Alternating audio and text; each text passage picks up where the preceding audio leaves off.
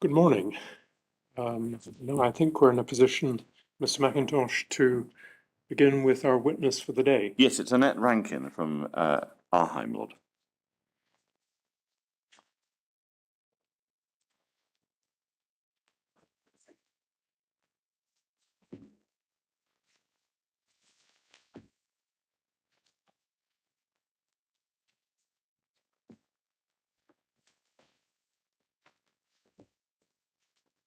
Good morning, Ms. Good morning. Rankin. Now, as you will understand, you're about to be asked questions by Mr. McIntosh, who's sitting opposite you. But first of all, I understand you're willing to affirm. Sitting where you are, would you please repeat these words after me? I solemnly, sincerely, and truly I solemnly, sincerely, and truly declare and affirm declare and affirm that I will tell the truth, that I will tell the truth, the whole truth, the whole truth, and nothing but the truth. and nothing but the truth. Thank you very much indeed. Something that I'm very conscious of, because I'm somewhat hard of hearing, is the need to hear a witness, and the need to hear the witness is shared by everyone in the room. Now, you have two microphones there which should help, but can I encourage you to maybe speak a little more slowly than you might otherwise and a little bit louder. Okay. I anticipate that your evidence will go over the course of the morning and into the afternoon. We take a coffee break at about 11:30, so there will be a break during the morning. But if, for whatever reason, you wish to take a break at any point in your evidence, just give me that indication and we can take a break. Mr. McIntosh. Thank you, my lord. Now, can I ask your full name and your current occupation?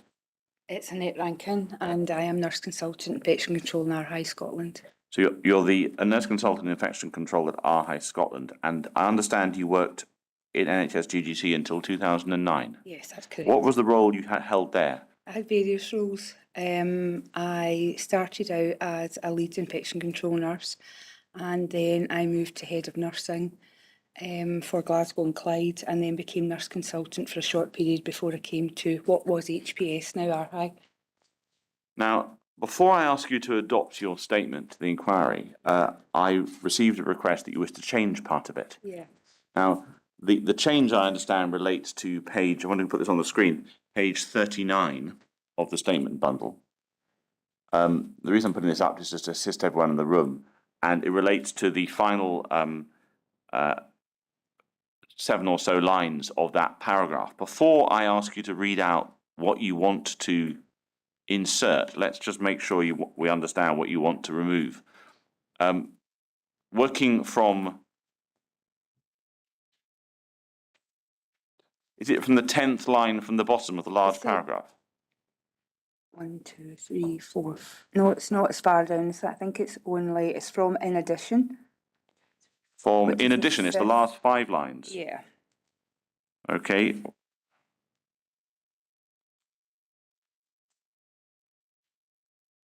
So that's not the text you've given us. Yeah. The text you've given us the change starts at there was a discussion. That's here already, is it not? No. So we haven't made the change. So do you see how it starts 10 lines at the bottom, tension around the table, and there was a discussion on the case definition? Yep. And then do you see the note that you have supplied to the inquiry that's on the table in front of you? That's there. Yeah. So do you want to remove the final 10 lines and replace them with a new phraseology? Yeah. Yes. Right. Could you explain why you want to do this? Because I was looking at the time, there was a lot of data, and I have completed that with the CLABSI data, which was gram-positive and gram-negative combined. And my statement reflects that it gave us false assurance, which is incorrect. It was. So we'll deal with it when we get to the substance of this. Yeah. But in essence, in what you've said in the original draft, you've talked about gram-positive and gram-negative. Yeah. When at the time, actually, It was gram-negative. Just gram-negative, right. So we'll deal with the substance of what that all means when we get to this meeting. Okay. But I wonder if you could just read out the replacement text that you want to insert from there was a discussion. Okay. There was discussion on the case definition, and the Deputy Medical Director emphasised that the numbers of bloodstream infections had not increased, as highlighted by Dr. Kennedy's epidemiology report. This sparked much discussion, as some members disagreed with this statement, myself included, as not only was there an increase in number, the types of organisms seen were environmental in nature and very unusual. In addition, Dr. Kennedy's epidemiology report referred to in the IMT covered only selective gram-negatives, and the data were not representative of the unusual nature of the organisms being identified from 2016. Thank you. So we'll get to the substance of all that later on today, but with that change, are you willing to adopt the statement as your evidence? Okay.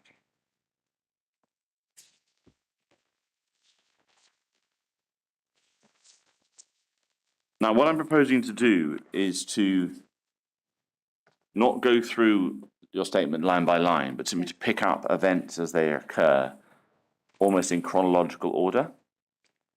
Before we do that, however, I want to ask some basic concepts here, which is, so you were trained as a lead infection control nurse. I was trained as an infection control nurse. Infection control nurse, and you then became a nurse consultant, and then Yes. you've come to this job in Yes. HPS Arhigh. Do you have any qualifications that are particularly related to water systems in hospitals?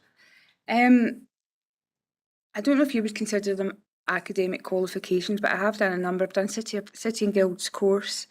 I've done, I'm going to look at my statement because the name escapes me. A course, City and Guilds water and healthcare premises, City and Guilds ventilation and healthcare premises, specialised ventilation and healthcare premises, and engineering aspects of infection control. And most recently, waste and water safety and healthcare, which was run by the Healthcare Infection Society. So what I wondered is, in respect of water, where do you consider the limit of your knowledge or experience lies? From a clinical and an infection control element, there is a lot of technical aspects, and I would seek that support from my colleagues in Health Facilities Scotland rather than. So I'm definitely not technical.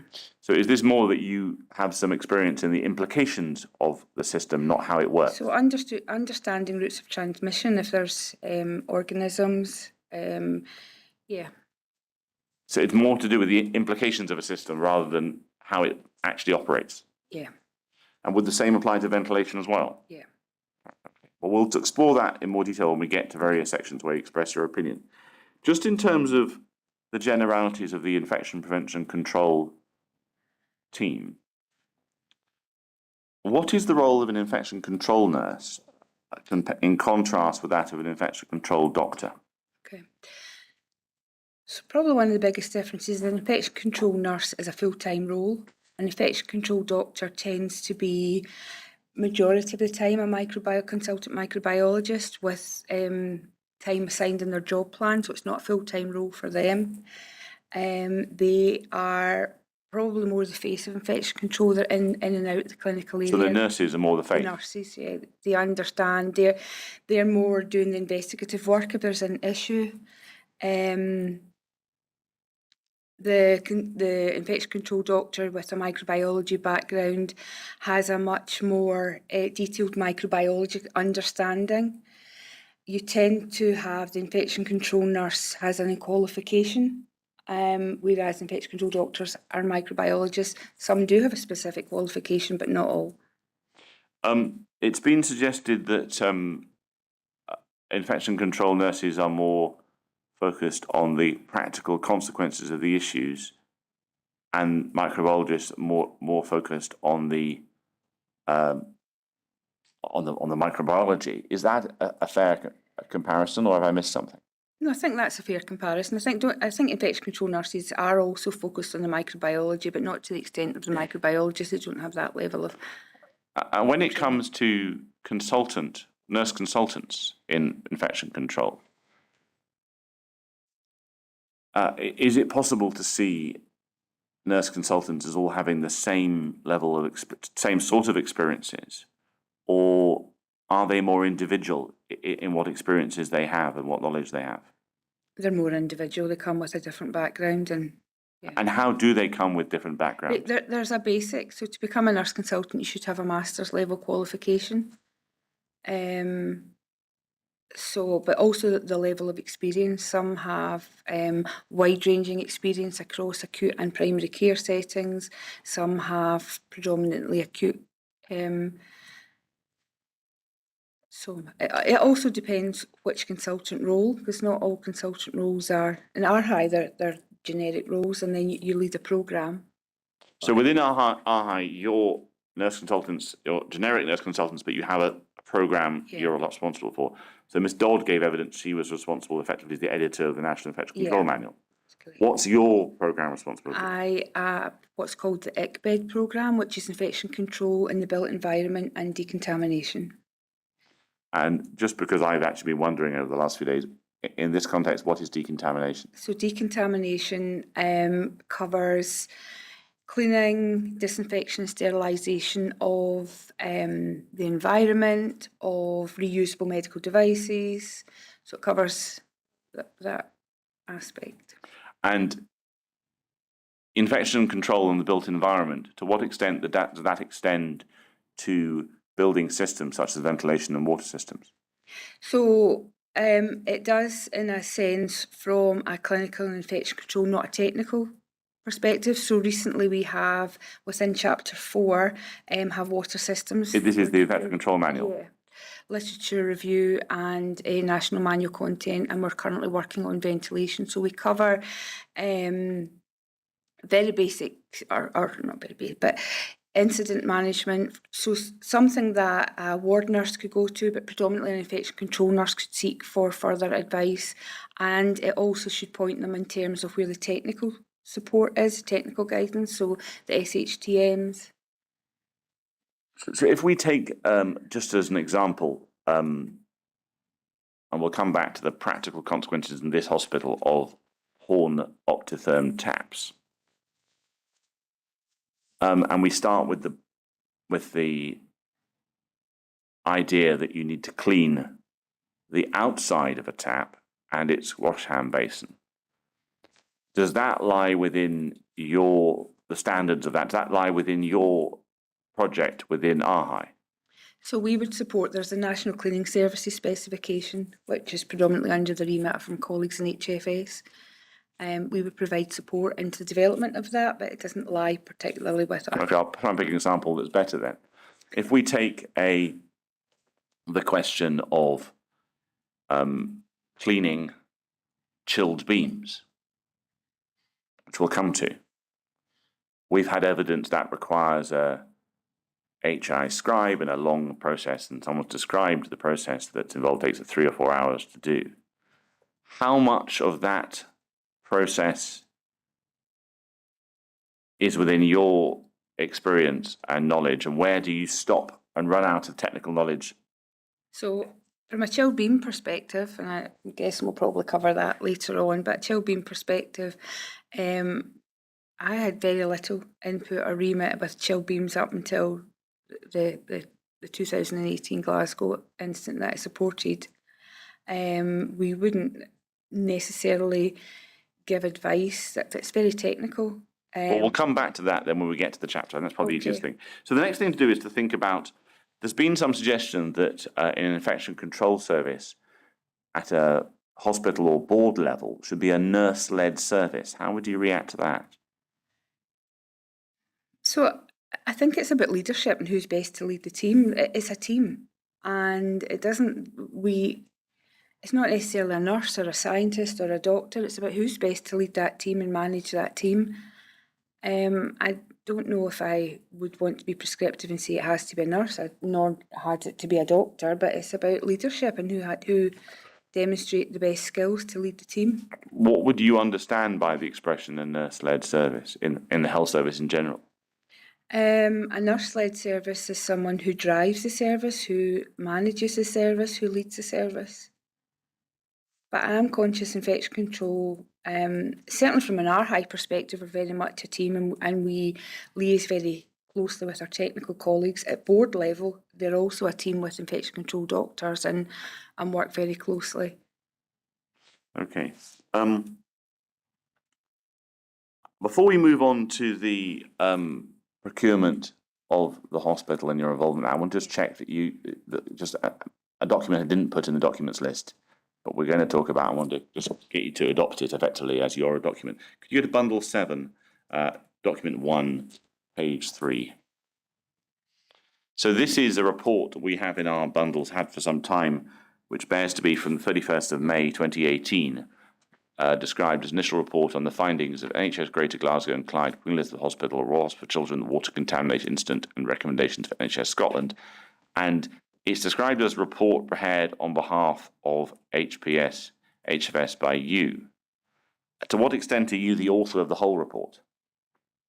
I was involved in the authorship of it in conjunction with my colleagues. There would be other colleagues in HPS and HFS, but I would have had final sign-off. Thank you. Right, we'll come back to what it means later on. What I want to do is turn to the to question 8 in your statement, which is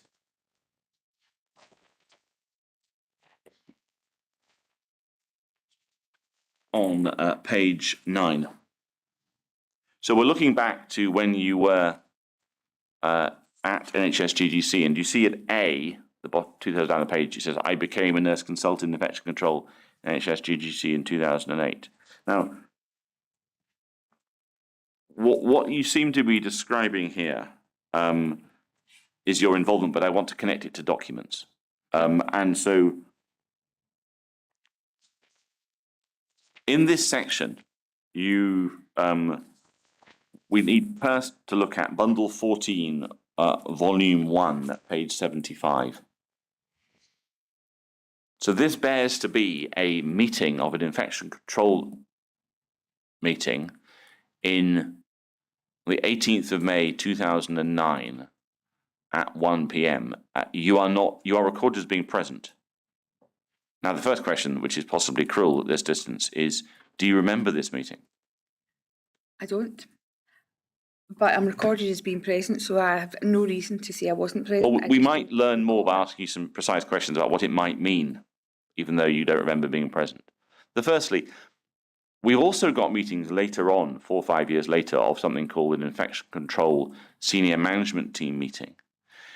Could this be in the same sort of sequence, or is it a different sort of meeting from what it seems to say at the top and in the people who are present? So it doesn't look as if it's stacked up like a senior management team meeting, because Fiona McCluskey was part of the project team.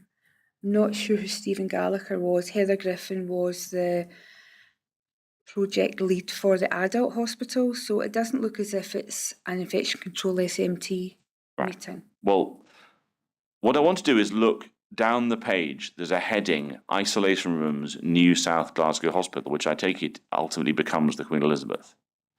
And it reports that it reviewed a paper by Dr. Redding, then later Professor Hood, and you. We can't find we haven't got access to the paper. Do you have any recollection of producing the paper? I have no recollection of the paper at all. I have looked. I don't ever recall co-authoring a paper with Dr. Hood. I have worked with Dr. Redding quite extensively in the past. So I have looked. I don't have access to anything from round about that time, but I do not recall that paper. Well, perhaps the best I can do is to see if we can work out what you think it might be talking about in the rest of the minute, and that might help us. So at this point, was there ever any discussion at this point of anything other than a paediatric hemato-oncology unit going into the new hospital? Or did the adults come later? The adults did come later, but reflecting on this, BMT was meant to come later. I think perhaps some hemato-oncology beds were planned to come over, but not the BMT unit. And because I'm wondering, this heading in bold, 5 paragraphs from the bottom, hemato-oncology, sealed, walled with HEPA filtration, positive to the rest of the hospital. Conscious that you don't remember being there, and therefore you're just reading this, Do you have any view about whether that is talking about ultimately became Ward 2A or something else? I don't think it's Ward 2A. When I saw this paper in the bundle, and I have thought about it, and I did initially think it must be the children because BMT wasn't due to come over until later, or wasn't in the original design plan. But I think that, and I think it might be Ward 4C that's become the hemato-oncology ward rather than 4B, which was the BMT unit that came from the Beatson. So it could be referring to this. That's not to say it's not the children, but I'm looking at the membership of the meeting, and Mary McLeod was project director for the children, and Heather Griffin she's was not the there. adult, and she's not there. Although Pamela's there, but I'm not sure in what. And then on the context first big paragraph, it describes this new South Glasgow Adult Hospital as well. yes, Now, if it is Ward 4C, let's talk about what that paragraph might be describing. In a sealed ward with HEPA filtration positive to the rest of the hospital, would there have to be a lobby at the entrance to the ward?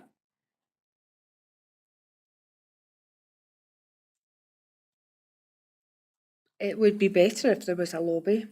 I think this is a one line. It's very That's very hard, I know. limited in detail, and you know, it's a sealed ward, and I don't disagree with the sealed ward with HEPA filtration. I agree with that, but there's no context or content. No, there I to, realise that, and that's why we're slightly so flailing I don't around. actually know what's being discussed. Because the point I wanted just to put to you, and we'll move on afterwards, is there's obviously a question about which ward this that eventually becomes this might be talking about, and you've explained that.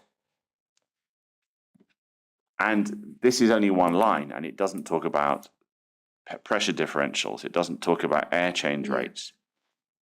It just says sealed ward with HEPA filtration. Now,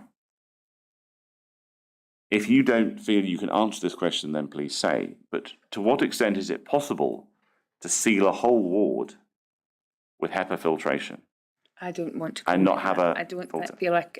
Fine. Well, we'll move on to somebody else. Now, the next thing is,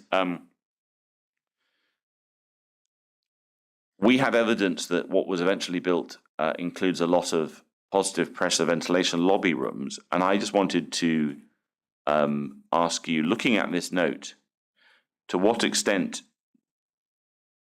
can you tell us whether back in 2009, when you're still at Glasgow, there was discussion of positive pressure ventilation lobby rooms being used as isolation rooms in the proposed hospital? I don't recall being involved in discussion around. Okay. Well, can we jump to the next page just in case I'm checking I'm not missing something? Yes. Over the rest of the page, can you assist us about whether there was ever a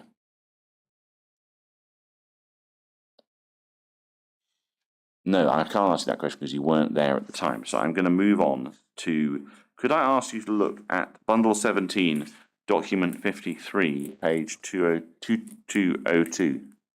Sorry, can you give me that again? Bundle 17? Document 53, page 2202.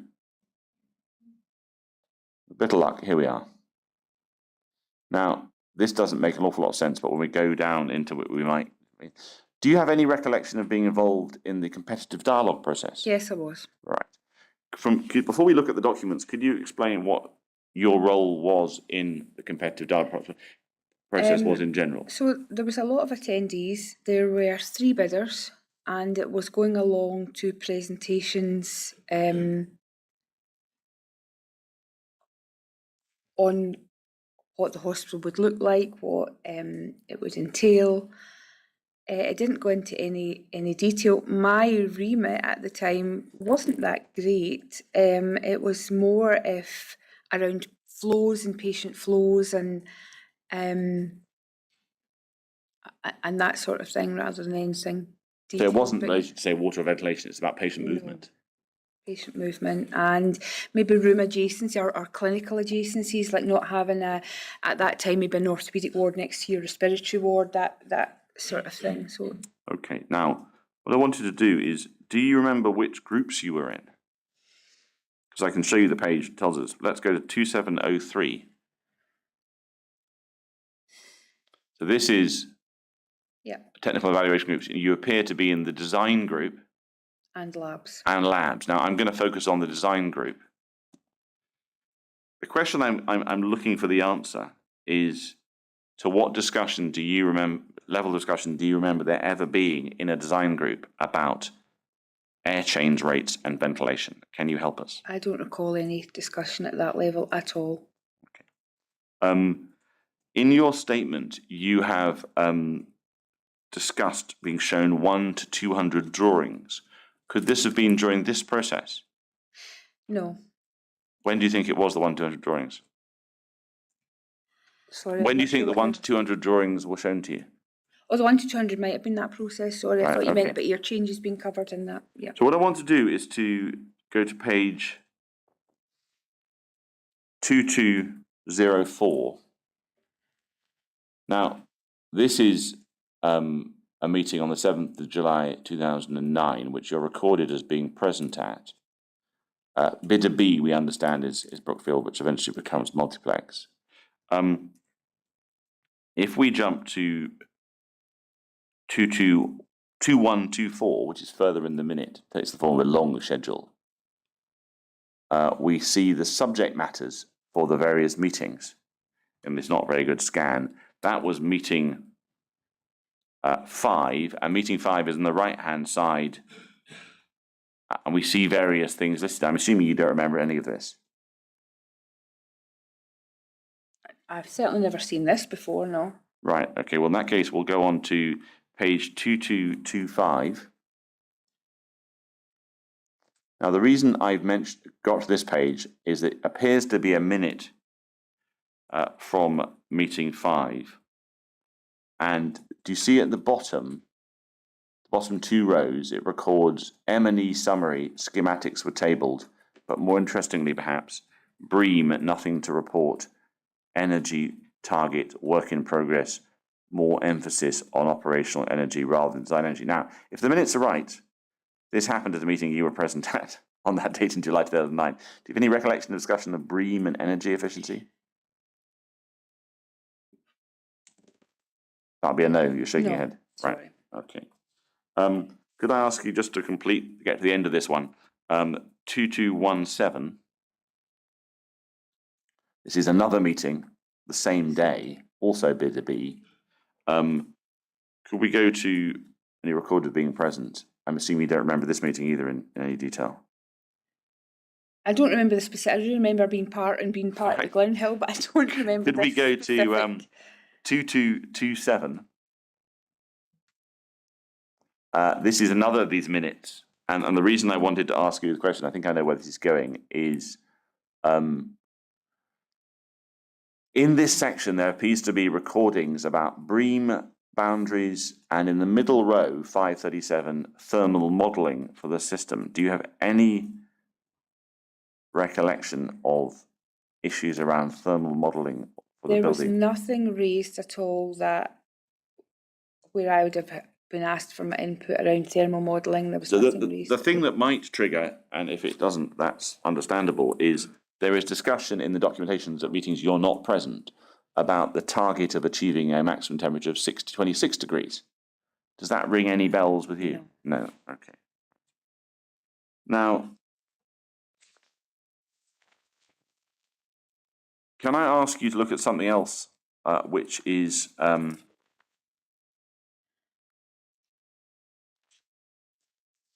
Bundle 17, page 2855, that's document 70. Now, this is an email exchange which you're not sent. And I suspect I know what the answer is going to be, but I'll just ask it anyway and see where we get to. It reports the attachment of a log and seemingly a ventilation strategy for the wards. The ventilation strategy is on the next page. Now I ask you to read, could you go to the next page, please? Page 2857. I asked you to read this before giving evidence. Is this something you have the technical skills to comment on?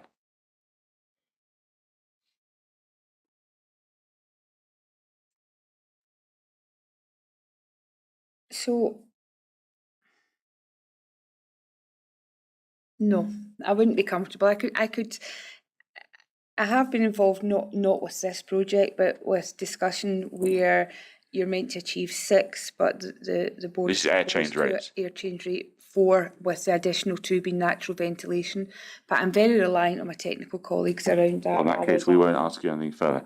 I'm therefore taking it that you've never, at the time, there was no one asked you about moving to a air rate of 40 litres a second, for example. That wasn't something you would ask. In that case, we won't go there. What we should ever do is go to an email in bundle 12, document 104, which is an email from Mr. Alan Seaborn on the 23rd of June 2016, which discusses you. So this is an email we've received from Mr. Seaborn, who was part of the project team, to a series of people, some of whose names you've already mentioned, Miss Heather Griffin, for example, about an S-bar that was then around inside the health board about room air changes. And the thing that I want to put to you is over the page, 2 paragraphs down, second paragraph, we have had a discussion during design process about natural ventilation, which is acceptable in the guidelines, but we asked infection control for their approval through Annette, and they advised against it. That is natural ventilation. I think I'm correct in stating the infection control person who gave the advice was Penelope Reddick. This is typical of the normal approval process we adhered to at all times. Do you have any recollection of being asked to facilitate the provision of advice about whether it be appropriate to have natural ventilation in this hospital? I definitely wasn't. You definitely weren't asked? I definitely wasn't.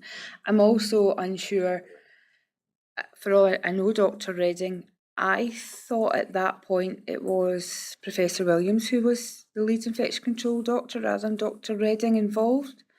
But I did not have any, I did not facilitate any discussion, nor was I asked to around ventilation with Dr. Redding. In your statement, I won't go to it, but you discussed briefly the issue of the sewage works near the hospital site.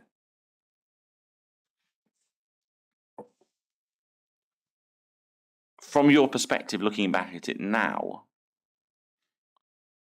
what relevance does the sewage works have to the question of whether there should be natural or mechanical ventilation for a hospital on that site? I think I worked at the Southern, I trained as a nurse at the Southern General when the sewage works have been there throughout, and the one thing that stands out is the smell.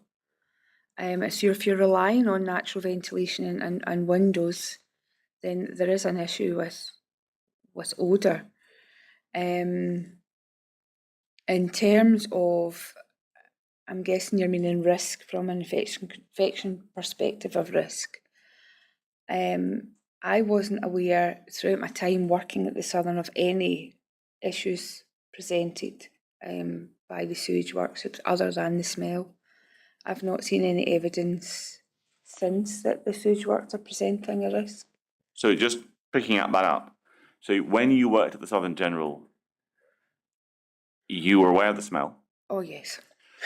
But you weren't aware of infections that people working there at the time sought to attribute to the sewage works? Absolutely not. I suppose I should just check the patient cohort at the Southern General. Would that have included hemato-oncology patients and bone marrow transplant patients? So it did actually, because I did work in hemato-oncology, but we're talking quite some time ago when it wasn't a bone marrow transplant room, it wasn't a ventilated room, it was very old-fashioned and they were nursed very differently. So we did have, I have nursed patients with hemato-oncology issues. And would these be adults or children? Adults. And when roughly would this have been? It was my first staff nurse post, which would have been 1989 to 1991. So back then in the 80s, early 90s, you were involved as a staff nurse, Yeah. where there was a hemato-oncology Yeah. facility, albeit it's a different age, and you have no recollection of there being infections related to other people sought to attribute to the sewage works. No. Okay.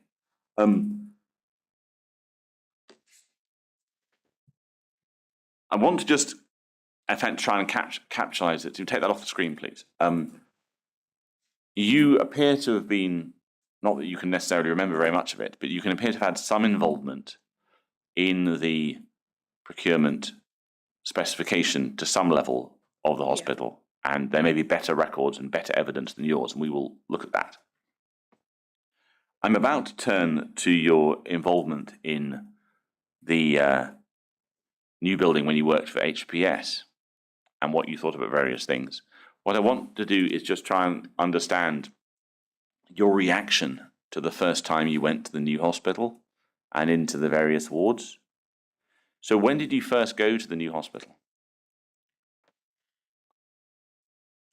I think it would have been around 2015. I don't recall going, well, opened in 2015, so it would have been 2015 going to have a look around BMT. Do you think there would have been patients in at that point? There would have been patients in, yes. Yeah. I did not go before. So if we focus, we'll work through the various wards, and if you didn't go to the wards back in 2015, please tell me. So we start with the Schiehallion unit itself. Would you have been to the Schiehallion unit soon after it opened? I didn't go to Schiehallion unit till around, I think the first time I was in Schiehallion unit was in 2018. Right, that's fine. So if you look at wards 4C and 4B, would you have visited those wards in 2015? I can't say categorically I did, but when we are asked to provide support and we're unsure, quite often we'll go for a visit, a site visit, and have a look. I am sure I have been to Ward 4B, maybe just not exactly clear on when that was, but it would have been... Have you been to 4C, or had you been to 4C then? No. No. I haven't ever been to 4C. Had you been to any other ward in the adult hospital during 2015? No. No, okay. Right. I get the impression, I think you just said this to me, that your HPS's involvement in ventilation matters in the hospital for the adult BMT ward was relatively soon after it opened. Is that correct? Yeah. But the involvement with the Schiehallion unit came much later. Yes. And it might have been in 2017 when... It was late 2017. Late 2017. Before we look at the involvement with the adult BMT ward, I want to discuss HI Scribe in a little bit Okay. of detail.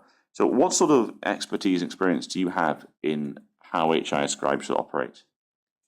I don't have much practical experience in that. I wasn't involved with HI Scribe was being developed after I had moved. So I don't actually have a lot of experience. So you haven't created HI Scribes because it wasn't there when you were in practice, in that sense? I haven't, no. Do you have any experience or knowledge about when it should be used? I think it's quite clear in the guidance. There's up to stage 4. So sanitary fittings, if you're changing sanitary fittings, if there's refurb, if there's any disruption to the ward, they should be created. Well as going on to the bigger projects. But from relatively small projects, you should do an HI Scribe. So can you help us whether in 2015 an HI Scribe would have been required when a new hospital opened? Yes. And why do you say that?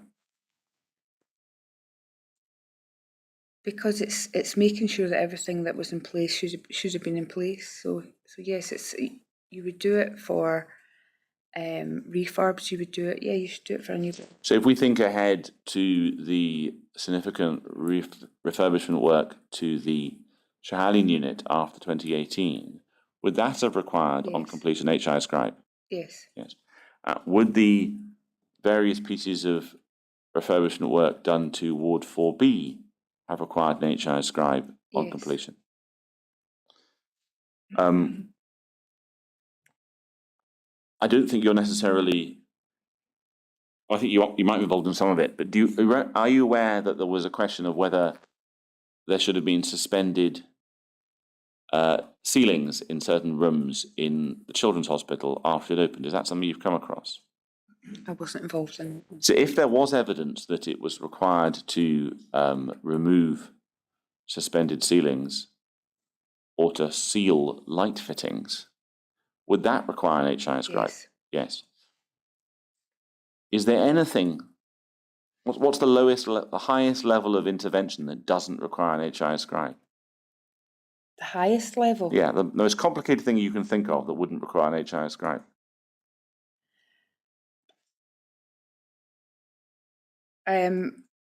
Perhaps in a non-clinical, non-patient facing area. But HI scribes are required in it. And So we've heard evidence that, for example, you would require an HI scribe to clean chill beams because of all the disruption involved. So if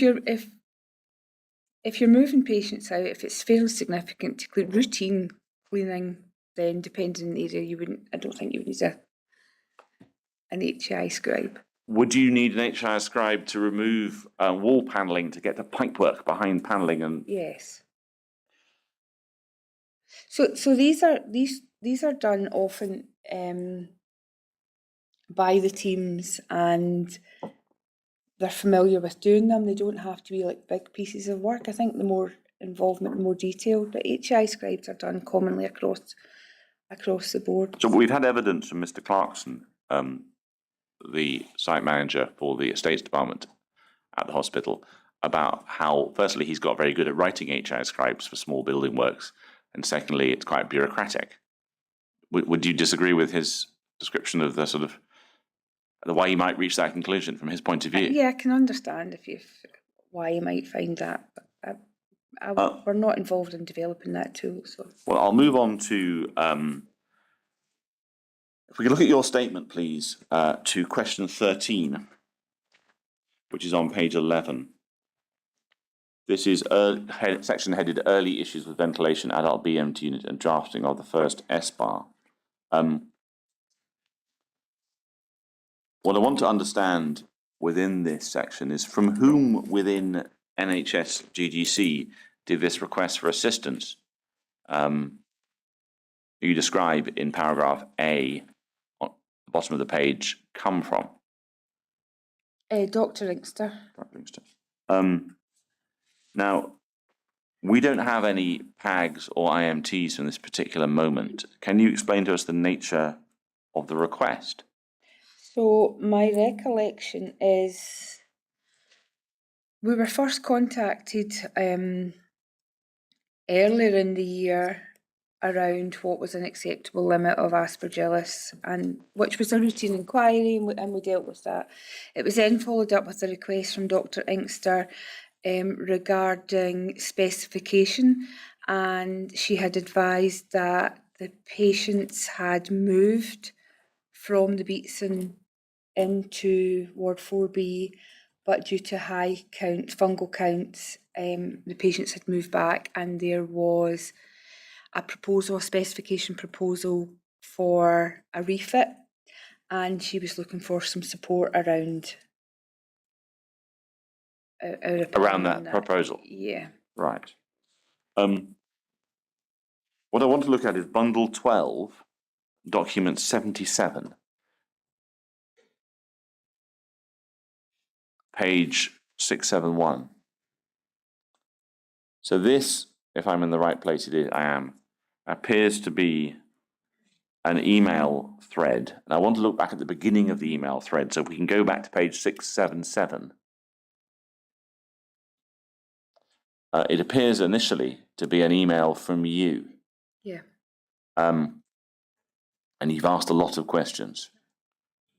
How did you come to write this email on the 19th of November 2015? So it's the bottom half of the page, thank you. Okay. My recollection is so when Dr. Inkster had contacted us asking us for some support, we needed to get some background as to what the current specification was, what the proposed specification was. And I have a recollection that I met with Dr. Inkster and I then spoke with my colleagues in HFS, and I believe, I don't know if I spoke with Peter Hoffman at that point, but we did involve him, and we asked for a number of documents and evidence to allow us to look at what was and what they were proposing. Well, to let's have. try and break down this, because who was at the meeting from NHS GDC other than Dr. Inkster? Do you remember? Perhaps it might have been myself and Dr. Inkster. I can't recall. Because I noticed you didn't copy in anyone else from GDC. From GGC. No, no one else from GGC was there. It was Dr. Inkster. And then looking at these questions, the thing that strikes me immediately, given your evidence that you don't actually get asked for help about the paediatric until 2017, is the second question. So, why did you ask about paediatric BMT at this point? Because it wasn't Dr. Inkster's responsibility. She had a particular focus on regional services at this point. I think we were trying to benchmark, or trying to see if there was an issue at the same time. I can't remember if, I don't think it was raised by Dr. Inkster. I'm probably going to be a bit vague in that. I'm not entirely sure. Well, okay. Well, let's. Did you know at that point that Dr. Inkster was regional IPC consultant, rather than as she later became clinical lead? I'm not sure. You're not I can't sure. remember. Okay. If we scroll up a little bit, top of the page, we see an email from her to her colleagues. Yeah. And she says, I have forwarded the revised specification and validation reports. Did you receive those validation reports? I have no reason to think I didn't. I can't. You see, we haven't got them. I can check. Could you please check them? And if you do have them, would you please through a CLO provide them to the inquiry? Because I think it would help us understand what people thought at the time. If we go to page 676, the bottom of the page, now this is an email where you've been copied in, I think? Yes, you have. Mr. Walsh is looking for information from her about meetings, but more importantly, the second paragraph, when do you become aware, was this the point you became aware that Geraldine O'Brien at HFS was involved? I wasn't aware until that point. But that's not unusual, because it states from boards can contact HFS directly, and it's not about anything IPC, so that's not unusual. I understand that. Is there anything you took from the next few exchanges between Dr. Inkster and Mr. Loudon that seemed relevant to your work? So we go up the page on the next email. Then on page before, the bottom. No, sorry, page 675. And then the previous page, 674. And previous page, 67. Yes, we have a long email from Peter Moyer, Deputy Project Director. Can we go to 672 and we'll look at the whole email, or 671 even. So if we scroll down, we have an email that you eventually get copied into. You don't originally get sent, from Mr. Moyer to Dr. Inkster, copying in Mr. Walsh, Professor Williams, Mr. Parry, and Mr. Loudon. And the answer the questions follow. Now, you don't get it until 2040, a little bit later in the following email, but if we read this through, you've got answers to your questions. So what was the original specification of the ventilation adult BMT unit over the page? Do you remember receiving this email? I think we did get that from Dr. Inkster. And I'm wondering if that's what I'm thinking around I will check the specification to see if we actually got it, or whether we got just this email. Well, the specification email is slightly earlier on. It's about a day before. I'll check. Because the way that I was thrown by this is that, and I want to understand what you would have taken from it, is that the email doesn't describe the specification. It just attaches a series of documents. And there is a clinical output specification. And there is the clinical outputs. So at the top of the page for 4B, this document includes the original clinical outputs application in 2009 and the COS for the compensation event issued to Brookfield Multiplex in 2013 to increase the number of inpatient beds in this ward to 24. Now, at this point, did you know that it was 2013 that Ward 4B became a BMT unit? It was a novel thing since the contract had been signed. So, if this is after my meeting with Dr. Inkster, It is. Dr. Inkster would have advised that it was a later, it wasn't a Yeah. purpose-built And so unit. what I'm trying to understand is that we obviously haven't got the attachments. And this document doesn't have, for example, a handy table listing air change rates or the presence of filters or lobbies or pressure differentials. And you at the time would have received all the attachments. And so at this point, which is in November of 2015, focusing on Ward 4B, did you know whether there were HEPA filters fitted to the bone marrow treatment rooms or indeed to the whole ward?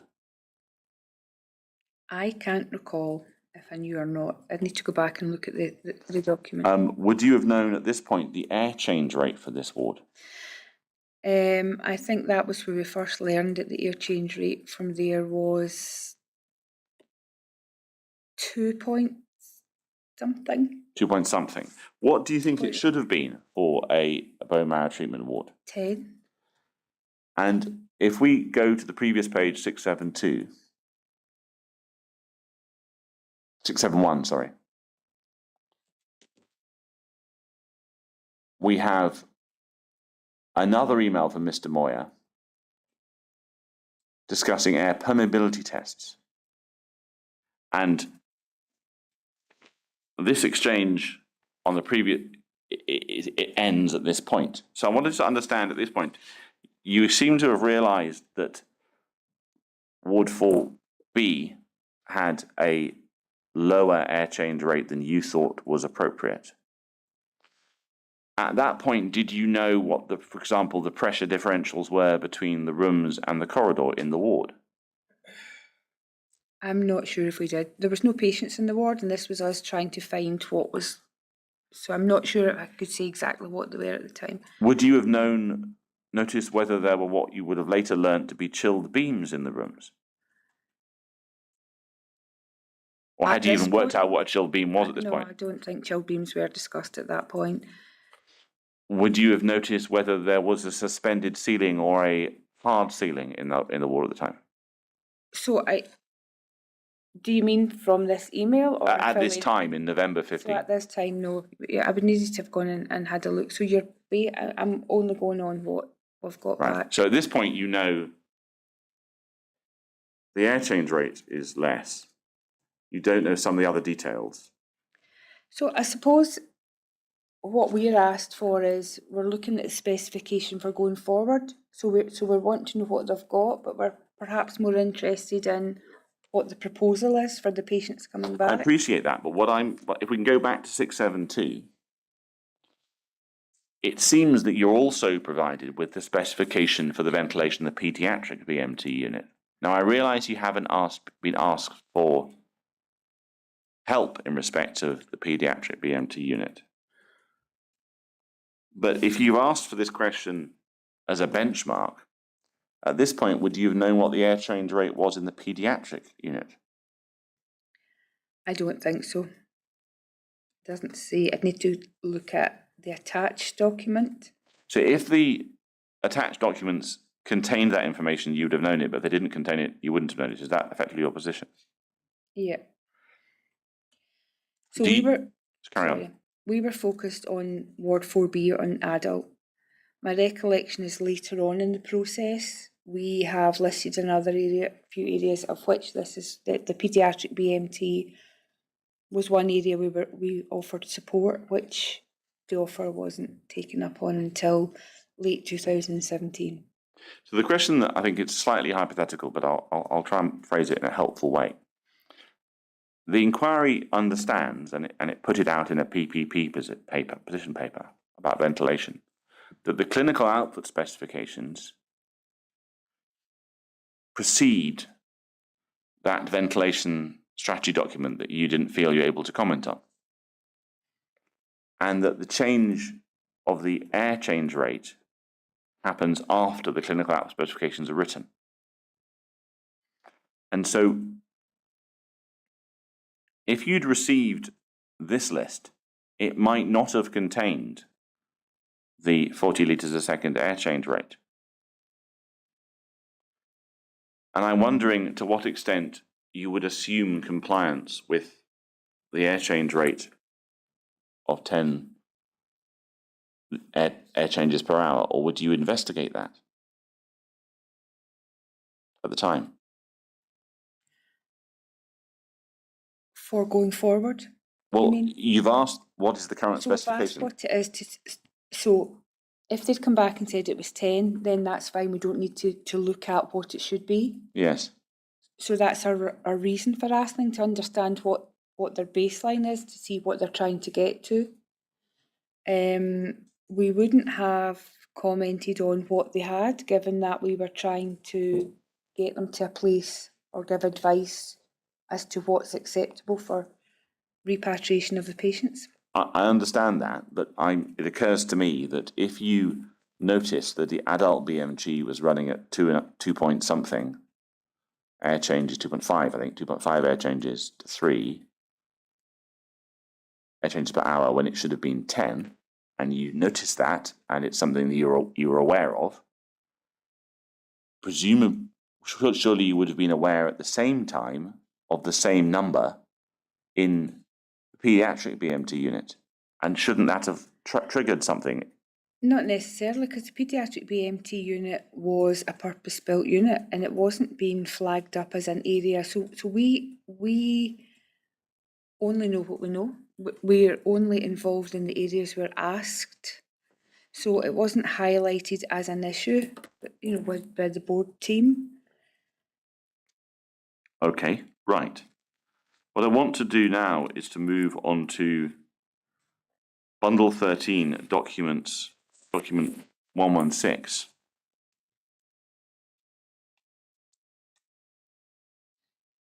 Now, this is a document I suspect you've not seen. And there are a sequence of minutes produced internally somewhere within GGC about the relocation of the adult bone marrow treatment unit. And I'd like to look at this page and the 5th paragraph. And I wondered if you were told what's in this 5th paragraph at the time you were supporting GGC in respect to the adult bone marrow transplant unit. With regard to BMT, it was agreed the potential solution would increase the airflow and ventilation to Ward 4B. Do you remember that being in discussion?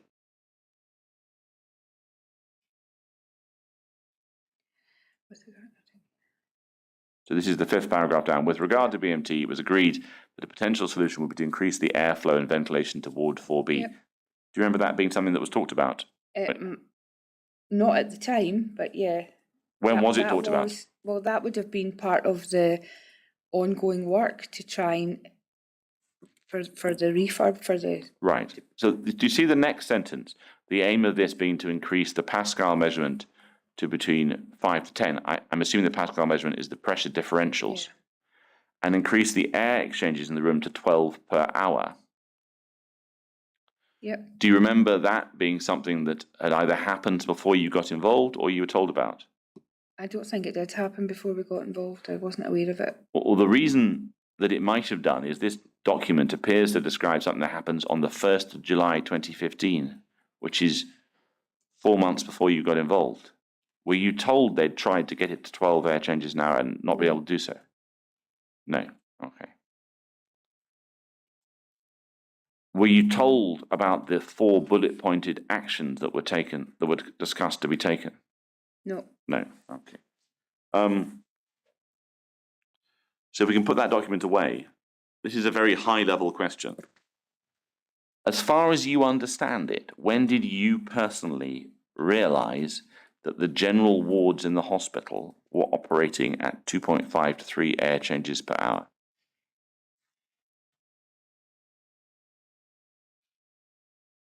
I can only say with certainty it would have been around 2018 because we had no other than supporting some IMTs over the period and air changes not being raised.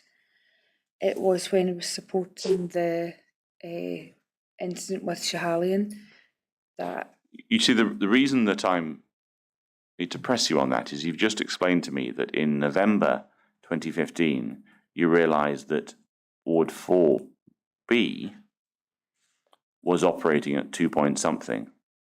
Now, if Ward 4B was operating at 2 point something, why wouldn't the rest of the hospital have been operating at that level? But we're not infection control on the site. We're a national organisation that provides support. We weren't asked about any air change issue or rates or providing support anywhere else.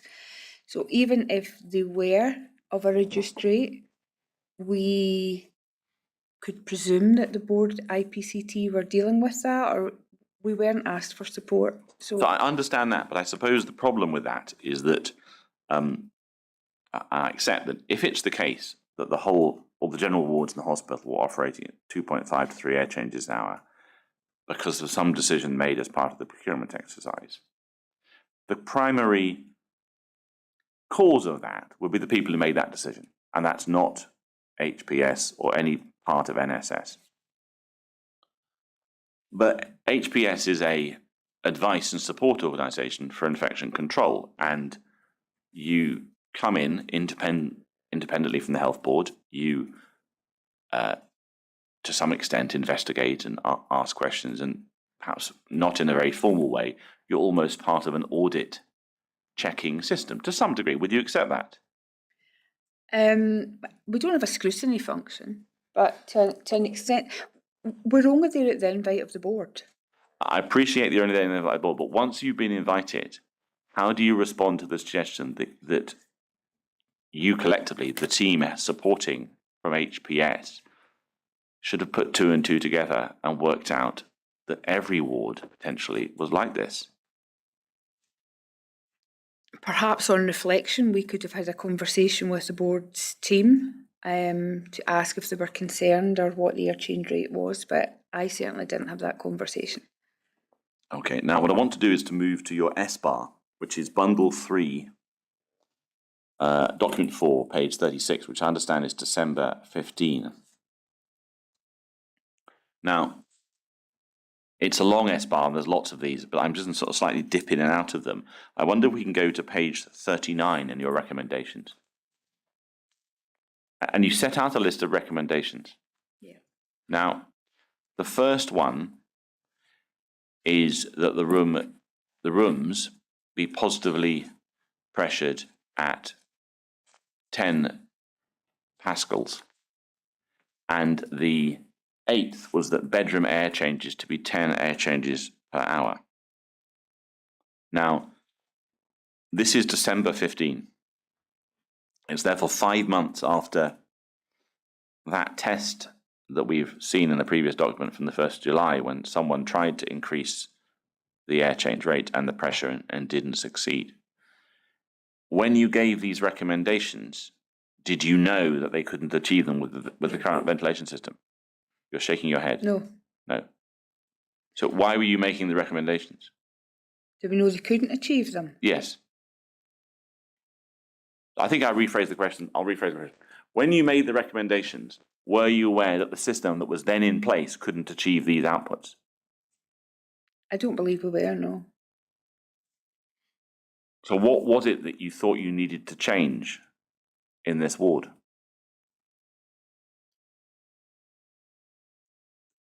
I'm not sure I'm understanding where you're going with this. So You've got involved in the 20th of November, yes, with a meeting with Dr. Inkster, and within a month, you've produced an S-bar. Yep. And we've seen some emails, and you've had a meeting, or possibly more than one meeting. I take it you've probably been on a site visit by this point. Yes, Yeah. you're nodding. Do say things because there's a transcript know, being recorded. sorry. And whilst I appreciate we can read what you're recommending, I'm quite interested to know whether at the time you thought the system that was then in place could achieve, without physical changes, 10 air changes per hour. So I suppose we're given recommendations as to what we would deem to be acceptable to allow these patients to move back, rather than what the board can achieve or what the Right. current situation. So this is what, in conjunction with my colleagues in HFS and Peter from Public Health England, we have agreed is what would be required to allow the patients to come back. So this to is a that unit. standard as opposed to a compromise about we can get there. Yeah. Right. And you explain in your statement that GGC didn't follow this SBAR's recommendations. So that's my understanding, because we continued with some dialogue through, and it wasn't until 2017 again that we were asked to revisit the SBAR from two purposes. We were asked to revisit the SBAR to clarify whether anything had changed and whether our recommendations would change as a result of guidance, which they didn't. We were also asked to consider the environmental sampling. So I think Dr. Jones had asked for some support around what sampling would be required prior to the patients being moved and for the first period of time during the move. So the 2017 SBAR accompanied the 2015 SBAR, and thereafter the patients moved. Can we look at the 2017 SBAR, which is document 7, page 57? And this is in a sense the replacement SBAR.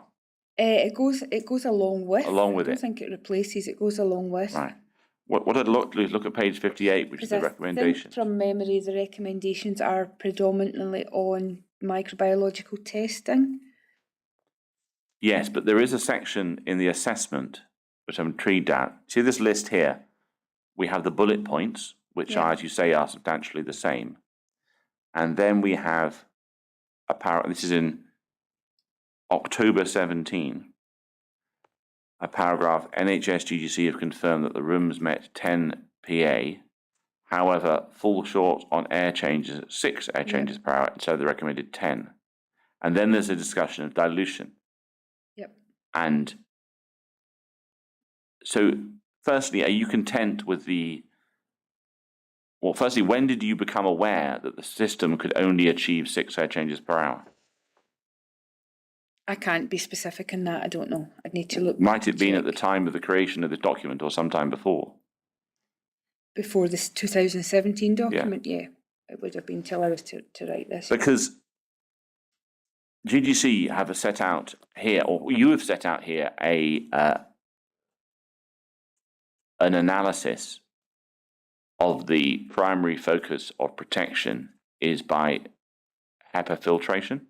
So you see the fourth sentence, the main focus from protection of the immune compromised patient is to ensure protection is provided from an outdoor contamination by HEPA filtration. Yes.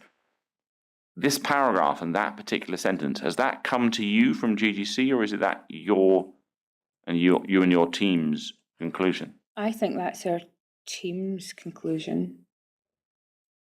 I think what's come from GGC would be information on the air changes, but that looks, yeah. Because I'm reading this, I don't know whether I'm right, and I must check, that this is almost a reluctant justification / acceptance of 6 air changes an hour because of the presence of HEPA filters. Was that fair? Yeah, that's fair. To what extent do you think this sentence about the main focus from protection of the immune-compromised patient is to ensure protection is provided from outdoor contamination via HEPA filter has application outside Ward 4B to other patients in other wards?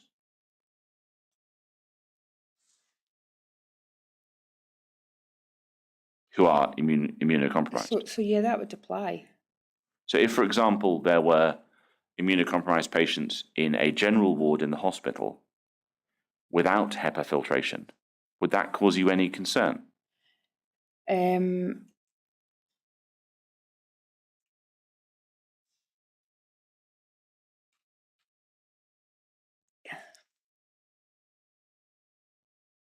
So you don't have HEPA filters in routine standard wards. I think it would be around patient placement and where you would place your patients. Yeah, so just if we think hypothetically,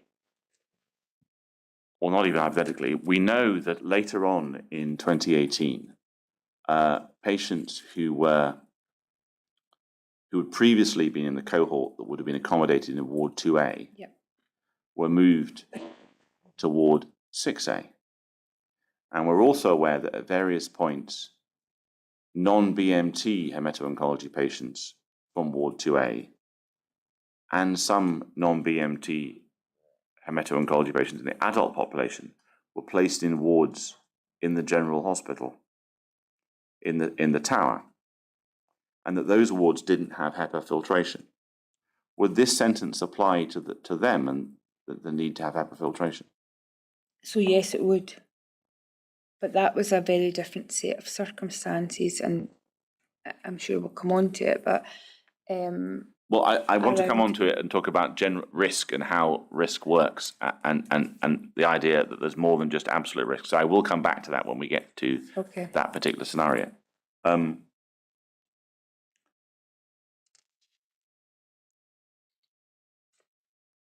I think the question's going to be, no, I don't remember, but if we look at this S-bar and this section here, and we look back to what you knew when you were working at GDC, were you at the time aware of any contrast or any change that happened between 2009 and 2017, or is it you just don't remember what was being talked about in 2009? I left in 2009, so what? So remember we talked about your involvement in the competitive dialogue. In 2017, did you have any memory of what had happened about ventilation in the competitive dialogue? Right.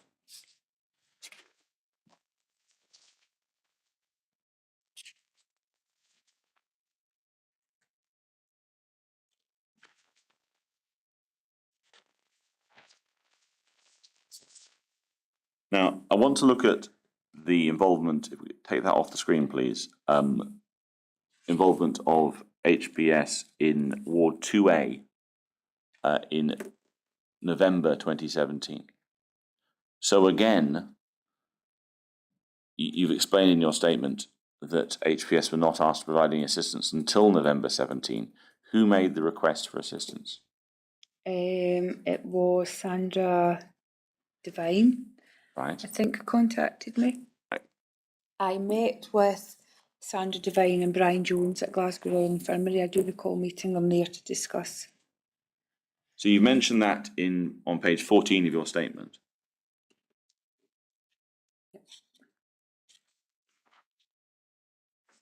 So we'll get to page 14, that'd be really wonderful.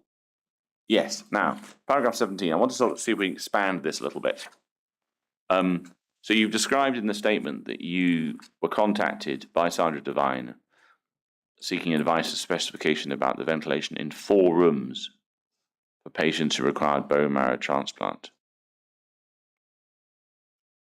Now, at this point, was there any discussion of the ventilation in the rest of the ward? No. No.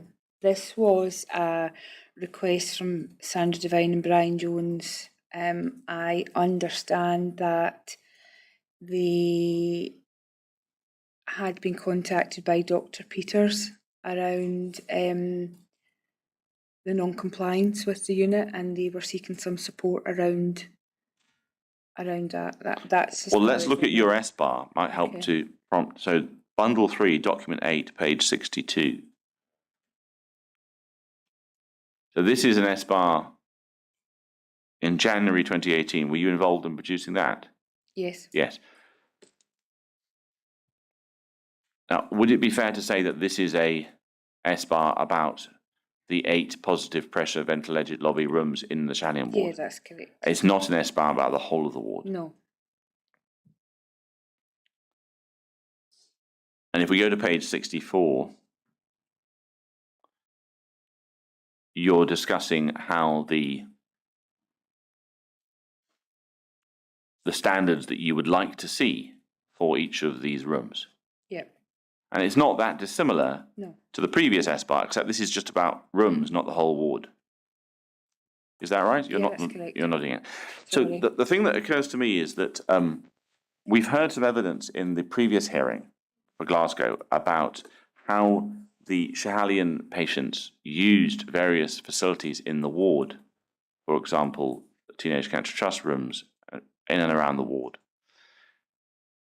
And whilst I appreciate that at times patients would have stayed solely in their room when there was a clinical requirement for that to be done, is there any issue here that is the context of where the rooms are located and what the ventilation standards are immediately outside them relevant to the safety or otherwise of the patients who are being treated there? So if you have a patient in one of these 8 rooms, Yeah. or one of the 4 rooms that's eventually fitted, and in that room they had the benefit from HEPA filters, 10 pascals positive pressure, it's a sealed room, they have a high air change rate, and that's all good. But immediately outside in the corridor, if they go anywhere else in the ward, they're in a different environment. Were you asked to provide any support about the ventilation in the rest of the ward? No, it was only these 8 rooms. And so to return to my point, I think I know what the answer is going to be. Given that you knew there was a problem with the air change rate in the adult hospital in Ward 4B, would it not have been appropriate to think, well, what's the air change rate and the HEPA filter situation in the rest of this ward? So yes, on reflection, absolutely, but we were only asked about the 8 rooms. And given that we had offered support previously to look at the Schehallien unit, these were the only rooms, so This is all you're asked to look at? yeah. Right, okay. Now, in question 23, almost as a break, 23A of your statement, which is on page 19.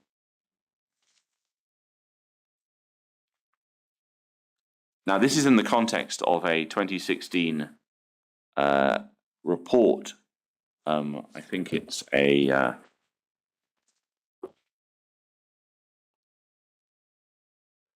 Hyatt Amber in respect of Aspergillus in the Schehallien unit.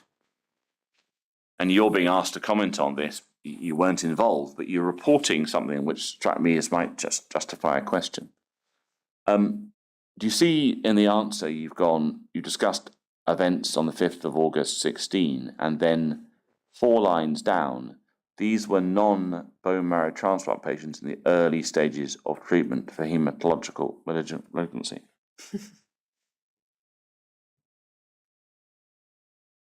Are you able to tell me, and if it's not your experience, then please do tell me, about where those patients fit into the concept of a neutropenic patient in terms of SHTM0301? In terms of where they would be positioned. So in the are they ward. neutropenic patients in terms of SHTM0301? So they're early stages, so I would guess they were neutropenic. Well, it's not the guessing I'm looking for, it's whether you have experience to talk about this. That would be, I've been relying on the clinical staff to tell me whether they were immunosuppressed at that stage or not. I could not comment on that. So from your point of view, are you able to help me about whether the inquiry should be taking the view that all the patients in the hemato-oncology group in the Schehallien unit were to be seen as neutropenic for the purposes of SHTM0301, or is it more complicated than that? So I think it's more complicated because I don't think they are all, it's hemato-oncology, and I think there are some patients who aren't immunosuppressed as such. from an oncology perspective. So there would be, some wouldn't be. Yeah. And then That it would be becomes my a question of whether there understanding. are sufficient rooms at the higher standard. Yeah. I see, right, you're nodding, right.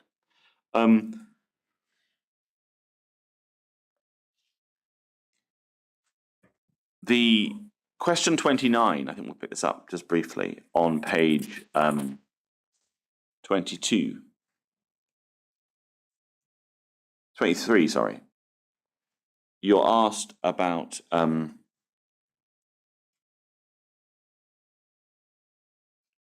sorry, question 30 actually on that page. You're asked about positive pressure ventilated lobby rooms. And you refer to HPN 0401 supplement 1 and SHPN 04 supplement 1. And you quoted, this supplement does not describe the specialist facilities required in infectious units or on wards where severely immunocompromised patients are nursed.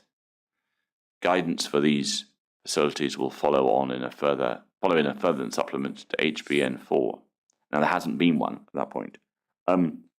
What I wanted to understand is, you've clearly done an S-bar around these 8 rooms as positive pressure ventilated lobby rooms. To what extent was there any discussion about whether those rooms were appropriate for those patients who were receiving bone marrow transplants who might be described as severely immunocompromised? So my understanding was that was what the plan was from the board to have, rather than because it wasn't a new fit ward. That was, they were trying to work with the fit of the ward that they had. We didn't have any discussion as to whether these should be not PPVL rooms but isolation rooms. So there's a lot in there. I'll try and break it down. So Okay. you seem to be saying that the board was trying to work with what it had. Yes. But this was a new hospital. That's my understanding. Yeah, but it wasn't in the build stage that the patients were in, so we hadn't been asked for input at the build stage. This was in the current fit of the ward. But you appear from the S-bar to be saying that it would be appropriate for this group of patients to be in a positive pressure ventilated lobby room. And yet you're telling me in this response to the statement that the guidance doesn't describe facilities for this group of patients. So why do you think it's appropriate to have these patients in the PPVL room? Because it's a room that would offer them some protection. The health planning note 0401 from England has been updated recently, and the exclusion for severely immunocompromised patients has been removed. It's been removed. So if there was an issue then, Scotland. Doesn't apply to Scotland? Not yet. Not yet. So the position would be that now there is some evidence that this qualification has been removed in England. But back then, when the S-bar is being produced, you're attempting to make maximum use of the facilities you've already got. Yeah. Right. I think probably, my lord, this might be an appropriate time to have a short break. Very well. We're 25 past.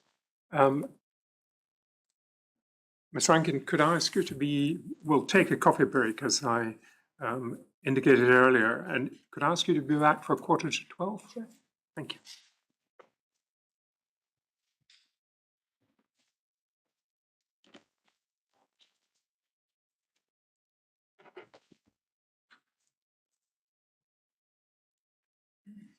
Please stand.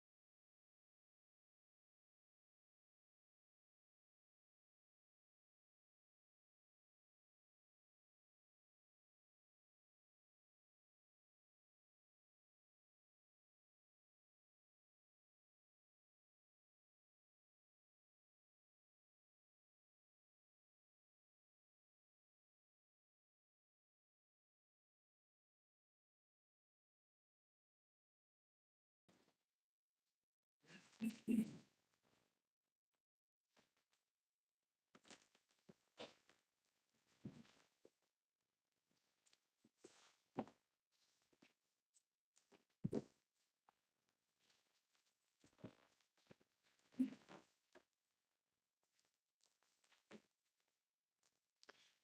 McIntosh. Thank you, Lord. Now, Ms. Rankin, I'm going to have to go back and just check a few things with you. In one case, I might have misspoken, and I want to check something else with you. Can we go to Bundle 3, Document 8, page 62? So this is the S-bar that we were looking at. 62. No, 62. Which we looked at a moment ago, which is for the 8 positive pressure ventilated lobby rooms. Now, the only minor point to mention here is that this S-bar, and we've discussed it, is about the 8 positive pressure ventilated lobby rooms. Were they actually been in Ward 2A, not 2B? They're 2A. So that's a error at the top of the document.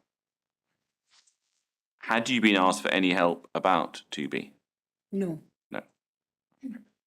Now, if we could go back to the moment where, in fact, if we go back to your S-bar for the adult bone marrow, which is page 36.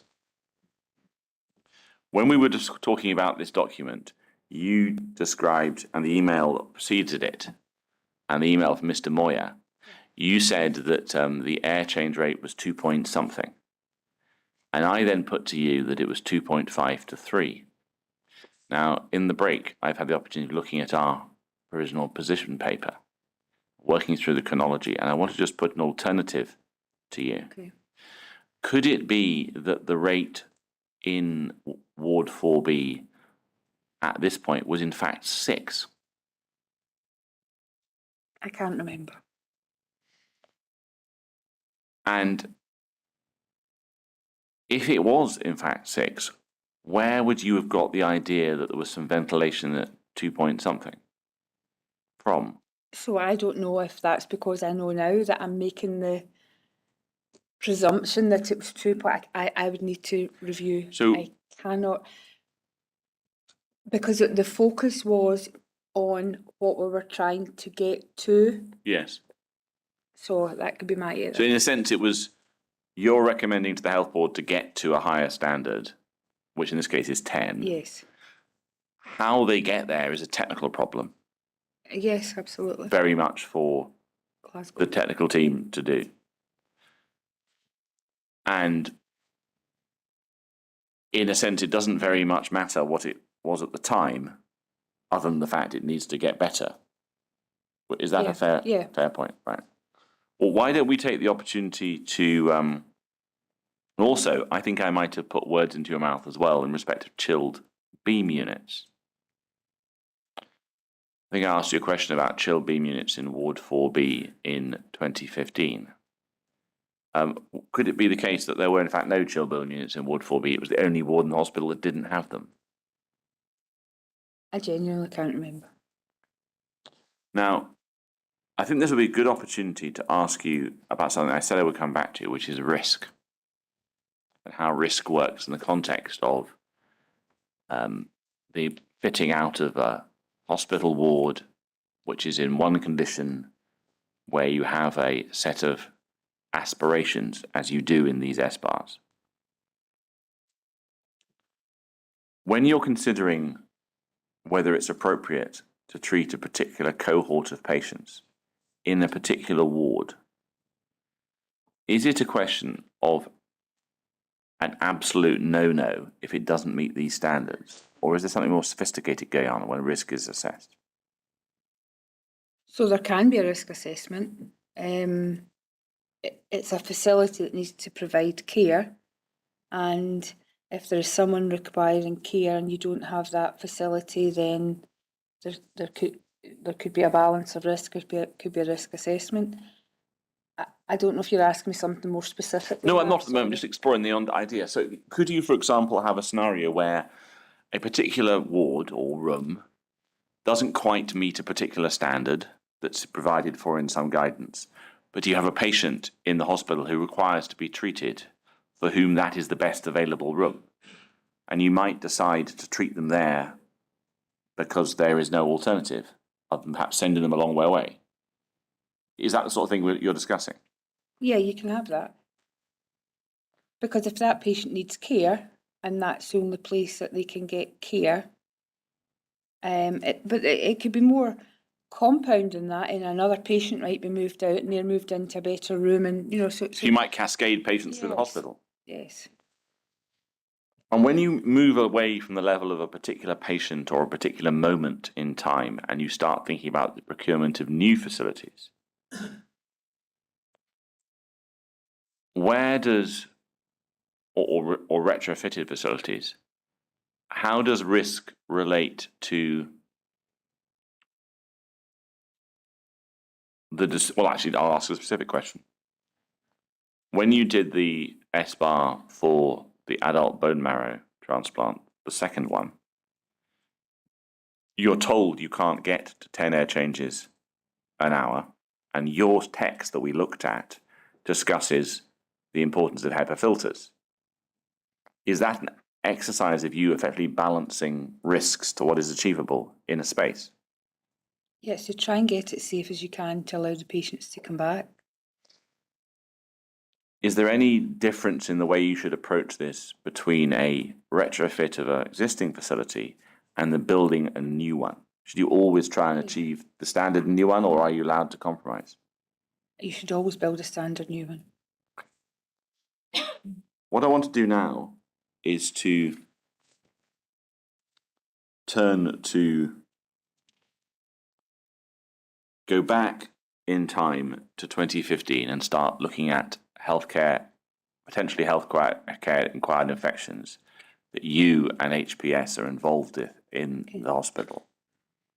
I'm conscious that you weren't involved in all the reported cases, and I'm conscious that the health board doesn't have to report every potential healthcare acquired infection to HPS now are.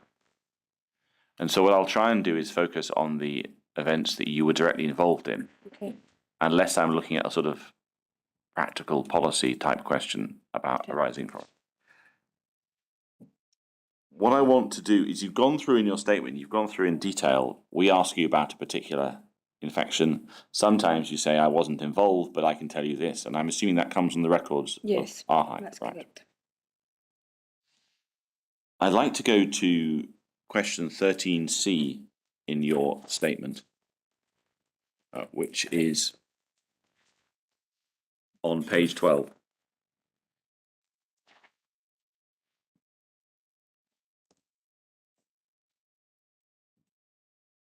And this is about aspergillus. Is it aspergillus or aspergillus? Aspergillus. Aspergillus.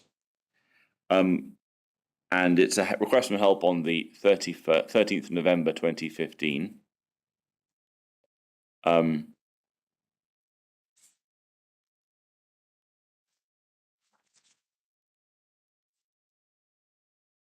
Sorry, I'm in the wrong place. Question 23A.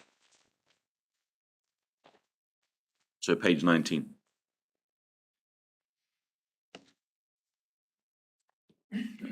So this is an incident from the 5th of August 2016, when NHS GGC reported an increased incidence of aspergillus in patients in Ward 2A. And there were two cases, one confirmed, one probable. Now,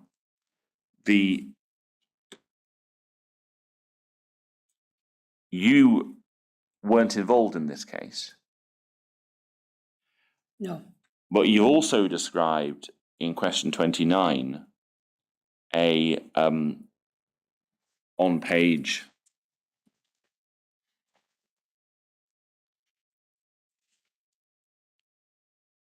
26 that there was 27. There was a report for another aspergillus report in 2017 on the 7th of March 2017. And I don't think you were directly involved in that.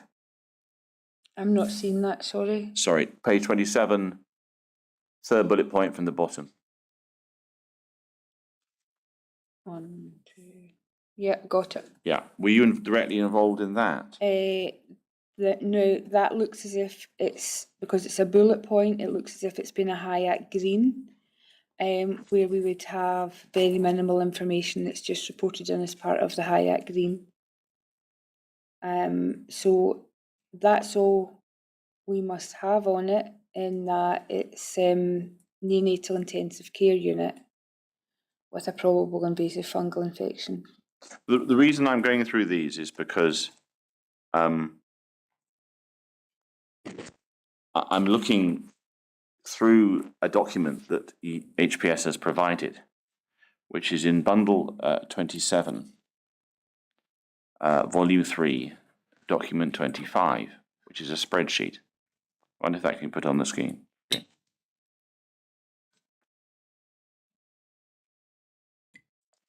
So it's document 25, page 482 is the spreadsheet. Now, if I understand this correctly, this is a report of all potentially environmental infections reported to HPS,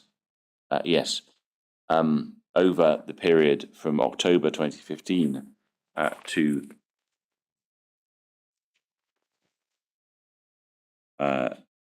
November 2019. Yeah. And what I want to explore with you is in respect of two different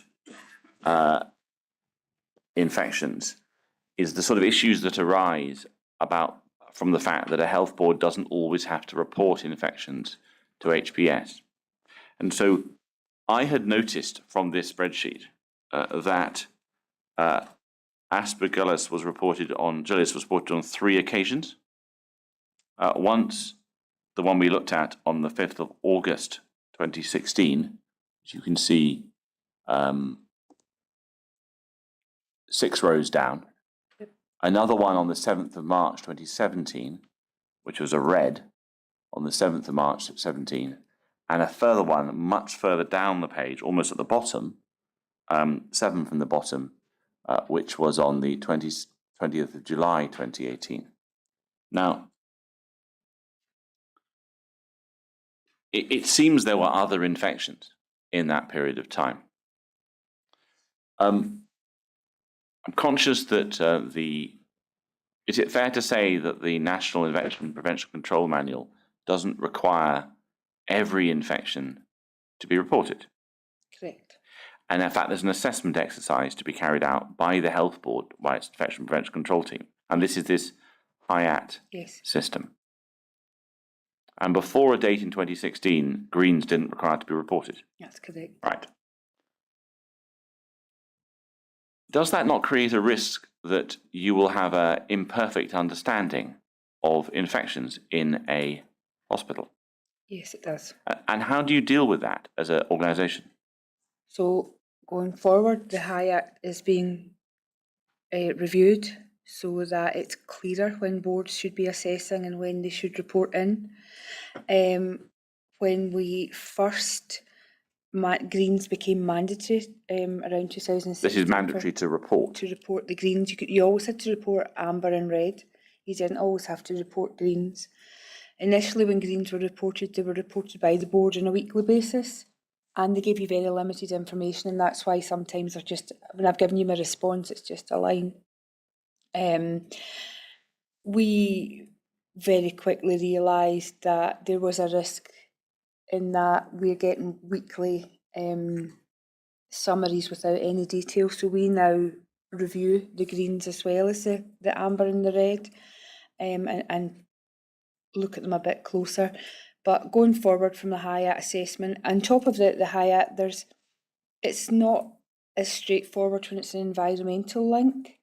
So when you look at your categories as to how to assess, etc., it's not always as clear cut with environment. So we're looking at how we can. Because it occurred to me that I wonder what you thought about it, that if it's the case, and it seems to be the case, that there are more PAGs and IMTs and discussions about Aspergillus in the hospital in this period than there are reports, that, you can take this off the screen for the moment, that there's a risk that HPS won't understand, as it were, the trend Yes. or the context. And what sort of changes do you imagine might address that, other than simply having to be told everything, which just doesn't solve the problem, because then you're the ones with too much data? I think if we have a minimum data set for reporting in, but if we're unsure, particularly more so over recent years, we will go back to the board and seek clarity. Sometimes that's not always welcomed, because there's there's, I wouldn't say a lack of clarity in our role around this, but sometimes when you go back to board to question, they don't like you questioning for a better understanding. Because with this particular, Can I encourage you to? Sorry, yes. It's very difficult, and I recognise entirely that it's No. largely due to me. Okay. It's not that I'm not necessarily hearing you. I think sometimes you're speaking to the screen. Right, okay. Okay. So if you can just sort of, as I say, bear in mind that I'm very anxious to hear what you say, and I'm not always just getting it. Okay. So if we think about this particular microorganism, Aspergillus, which I understand is often airborne. Yeah. You, as an organisation, get brought in to look at the hemato-oncology isolation rooms in November 2017. By this point, there have been 3 reports through the system. Is it unreasonable not to suggest that beyond simply providing advice about the appropriate standard for those isolation rooms, there's not some dots to be joined between the fact that you are getting reports from the health board through the HIAT system in respect of Aspergillus, and now you've got to some degree, subpar ventilation system? Should you not have, as an organisation, HPS, not the health board, HPS, have started to widen your interest at that point? So perhaps, and on reflection, yes, maybe we would have considered that, but if we can look at timing of that, my recollection is the SBAR was given, we were involved from November, the SBAR was given to Glasgow in January, and our involvement with the water incident took over in the area from March. So we were very much involved with the board around the water incident rather than and there was no more Aspergillus at that point being reported. Well, yes, and so I'm wondering whether, because the water incident sort of took off, and we'll get to it in a moment, that it could be that concerns about the ventilation systems, as it were, lost attention in 2018. So I would agree that, but we hand over the SBAR, we don't follow up, we have no remit or role to follow up an SBAR, so we've given the recommendations to the board, and I suppose, if you like, that's it almost closed, and it's over to the board. So did we pick up again around what was happening with the SBAR as part of the water incident from 2018 onwards? No, because that was myself that did that, and I did not pick up. But you said you don't have a remit to follow up. Yes, right. That's correct. What I want to do is to look at a particular bacteria that arises and is discussed at some length in 19, but which might have some earlier roots, which is Mycobacterium chelonae. Now, from your point of view,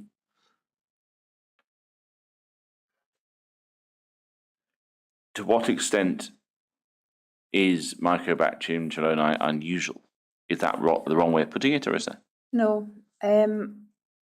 So maybe to put it into context, I've been an infection control nurse for quite a number of years, and I've never had a referral of a Mycobacterium chelonae. So I would class that as an unusual organism. Because if we go back to the table that I was looking at before, which is page 482, and it seems a shame to reduce patients down to a spreadsheet, but I suppose that's what I'm doing here. If we look onto the second page, next page, we see an entry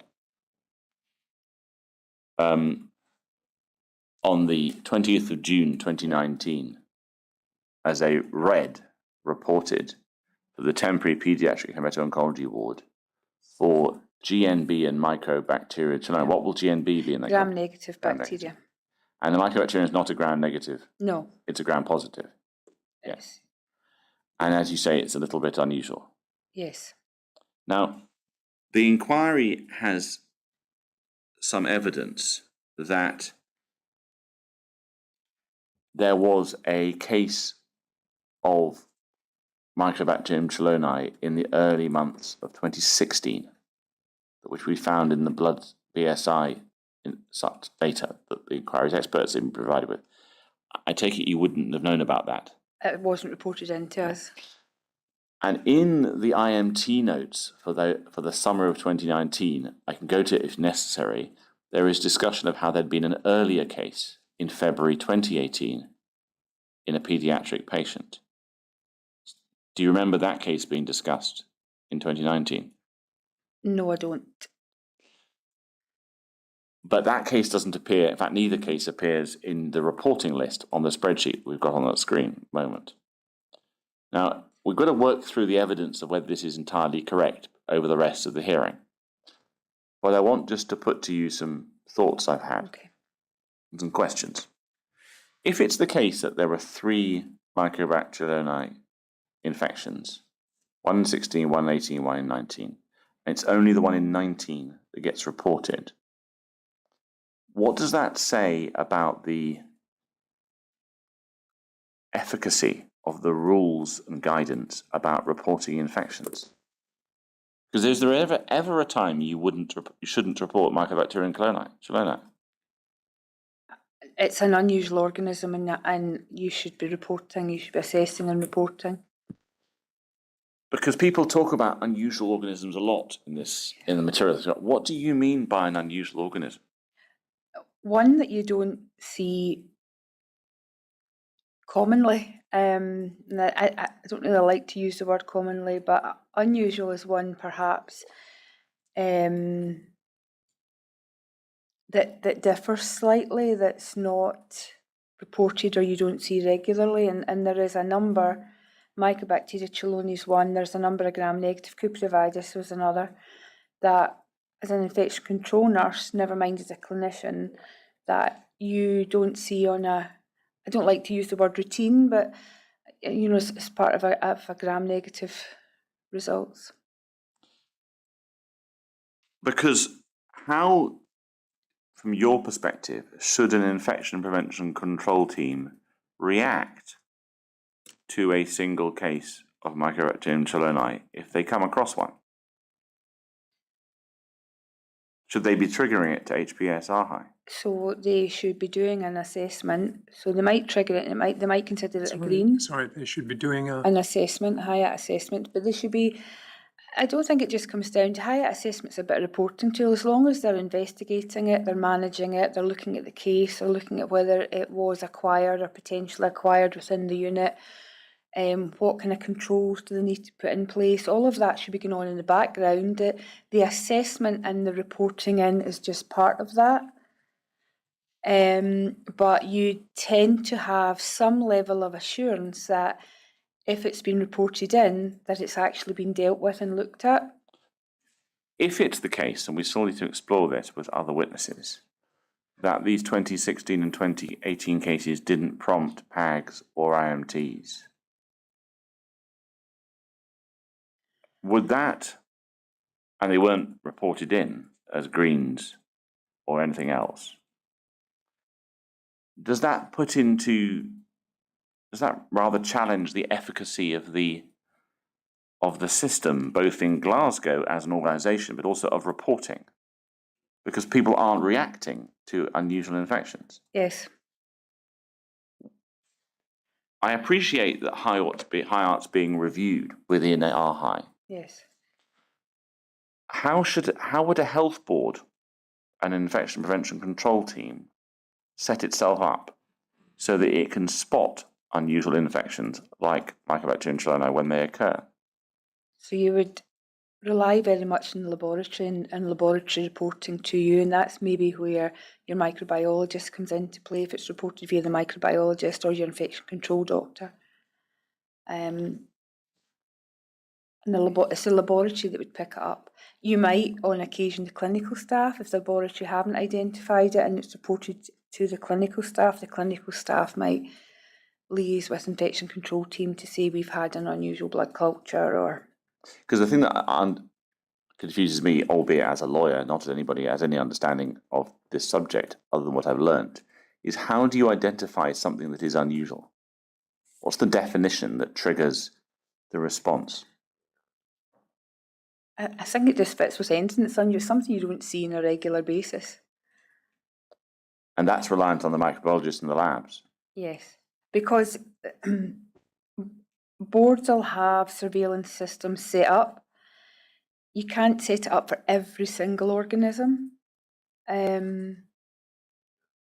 So you're relying on the labs. Because the labs will report it to the clinical team.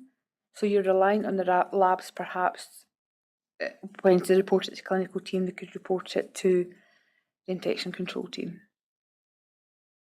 How does the relationship or the working relationship and the team structure connecting the labs to the rest of the infection prevention control team, how important is that to this process? It's very important. In what way? Because you need to have two-way dialogue. You need to have the ability to report, but it doesn't have to be. So if your infection control doctor is part of your infection control team, it doesn't have to be your infection control doctor that you're relying on to report these to you. It can be your laboratory staff. I'm perhaps digressing, but several years ago when I worked as an ICM, when I first started, we used to visit the laboratory daily. And that was the old-fashioned surveillance system, and so you interacted with the laboratory then, that was how you got your patient referrals as such. But the interface between the microbiology staff and the infection control team is very important.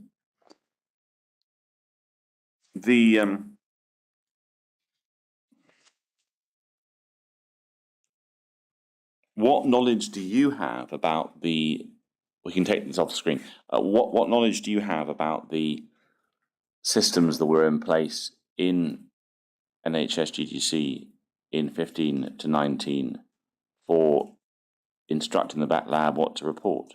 I couldn't comment on that, I don't know. Well, I won't ask you. Right. What I'd like to do now is to move on to the water technical group and your involvement in that. You've explained in your statement how you were asked to join the water technical group when it was set up by Dr. Inkster in March 2018. Can you remember how the need for it was explained to you by her?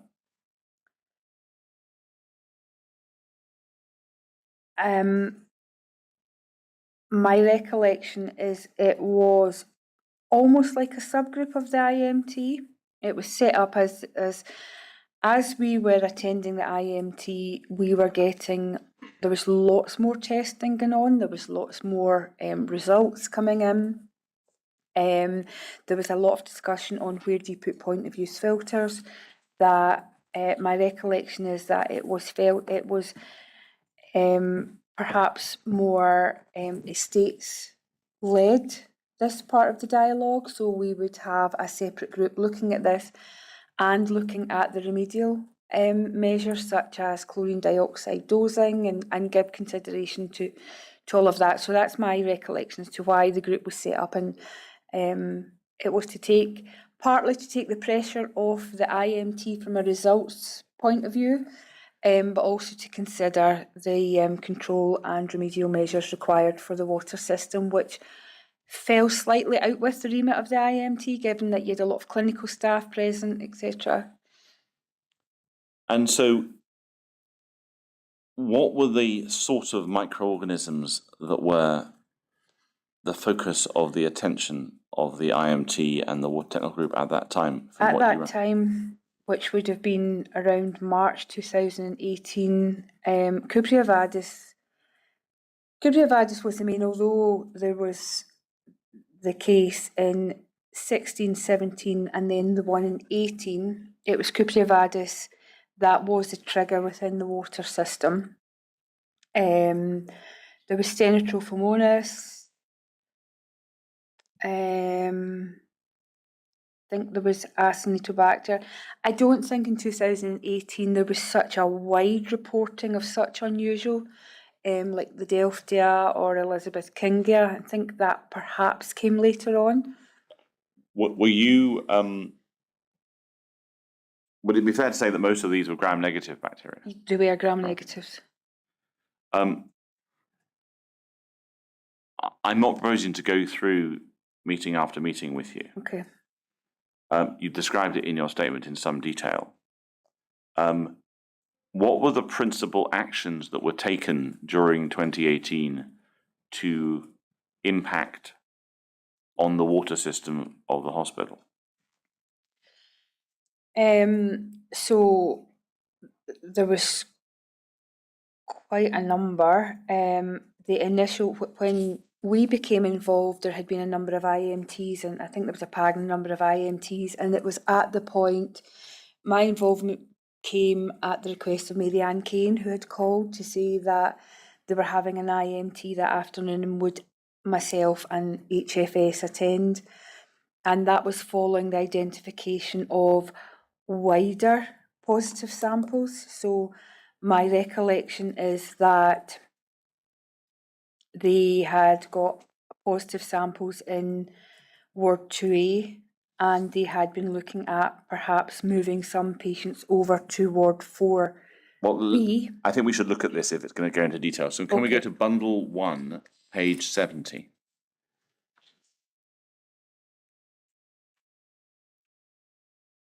So this is an IMT from the 19th of March. Are we at the right place, as it were, in your narrative here? Or was it a little bit later than this?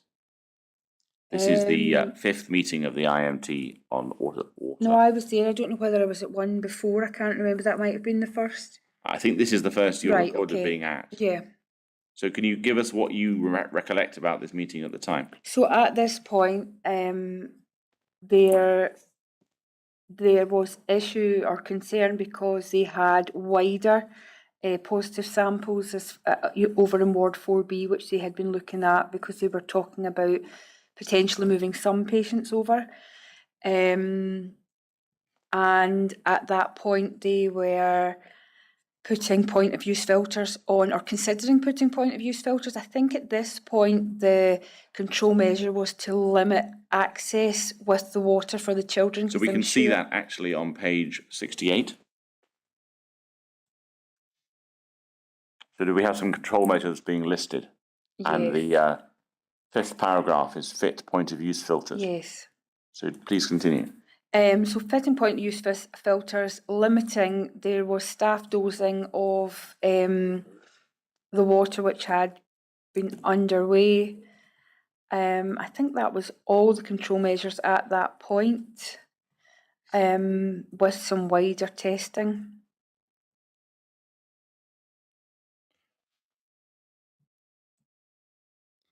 And in the water technical group, was there ever a point when the condition of the water,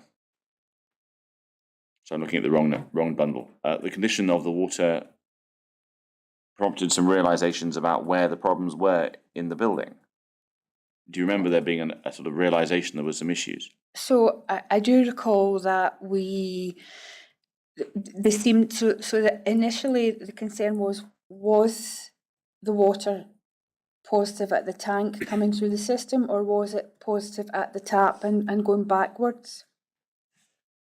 I remember going to various water technical groups, and there was sampling getting done. It would appear that further and further back was becoming more positive, or more positive results, like as far back, as the risers. which So is let's go into that in more detail. We do have a minute we can take you to, which is a water technical group minute on bundle 10, page 9.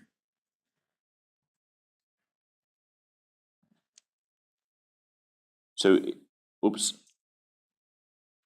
we've just lost. Oh yeah. So, bundle 10, page 9.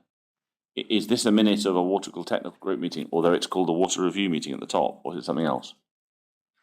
so it looks like it, yes. And if Don't know why it's called water review. and it's from the 13th of April 2018, so Yeah. it's about a month after you Yes. first went to an IMT. What I wanted to take you to, in case this is what you're talking about, is the next page.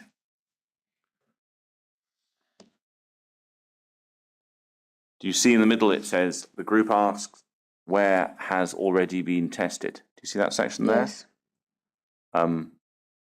And it was confirmed that not all taps and showers tested, but there have been some random tests carried out from all areas of the hospital. These were noted as 0 to 3 in children's hospital and 4 to 11 in adults. It was noted that every floor had positive and negative readings, whereby this could indicate a widespread water infection. Is this the point you've just been talking about, when there's a realization it goes back in the system? There also came a point where we decided we would pull back on the testing because we knew there was an issue, and the focus had to be on remedial. So you would test to see the efficacy of control measures, but it was an acceptance that there was a widespread water issue, and it would be treated as a widespread water issue rather than targeting floors or levels. And from your knowledge and from your experience, when you say a widespread water issue, what do you mean? Throughout the entire new building site, the new campus site of both hospitals, the RHC and the QEUH. And what sort of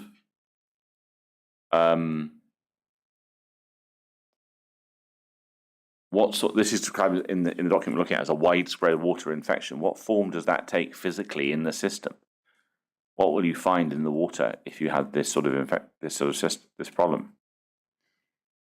I'm not sure what So you mean. is it going to be things floating in the water? Is it going to be... No, not necessarily. It's positive samples. So if you have biofilm that's causing it, you might not have something floating. Right. And where will the biofilm be in the system? It can be in the pipes. It can be in the pipe work.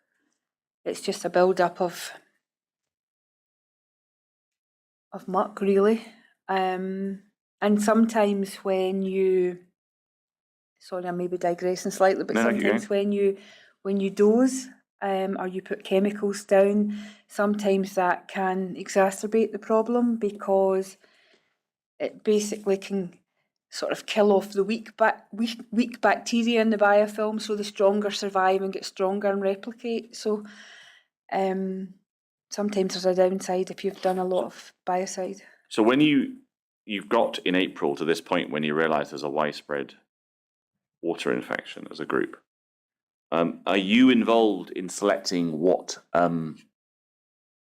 steps are going to be taken to address this? In terms of the chlorine dioxide, that sort of thing. Were you involved in I was part of the water technical group where it was discussed, yes. Yeah. And so what were the steps that were taken, as you saw them, the most important ones to address the problems that have been found? So there was the point of use filters, which were a short-term measure to make sure that at the point of use the water was safe. But they can't go on forever. That's not dealing with the issue. So the initial proposal was to look at chlorine dioxide of the water and putting a chlorine plant in. And were there any other steps that you're aware of taken to upgrade or improve or affect the water system? So I know that Ward 2A and 2B had their wash hand basins, etc., replaced, but I don't think that was at that particular time that was agreed.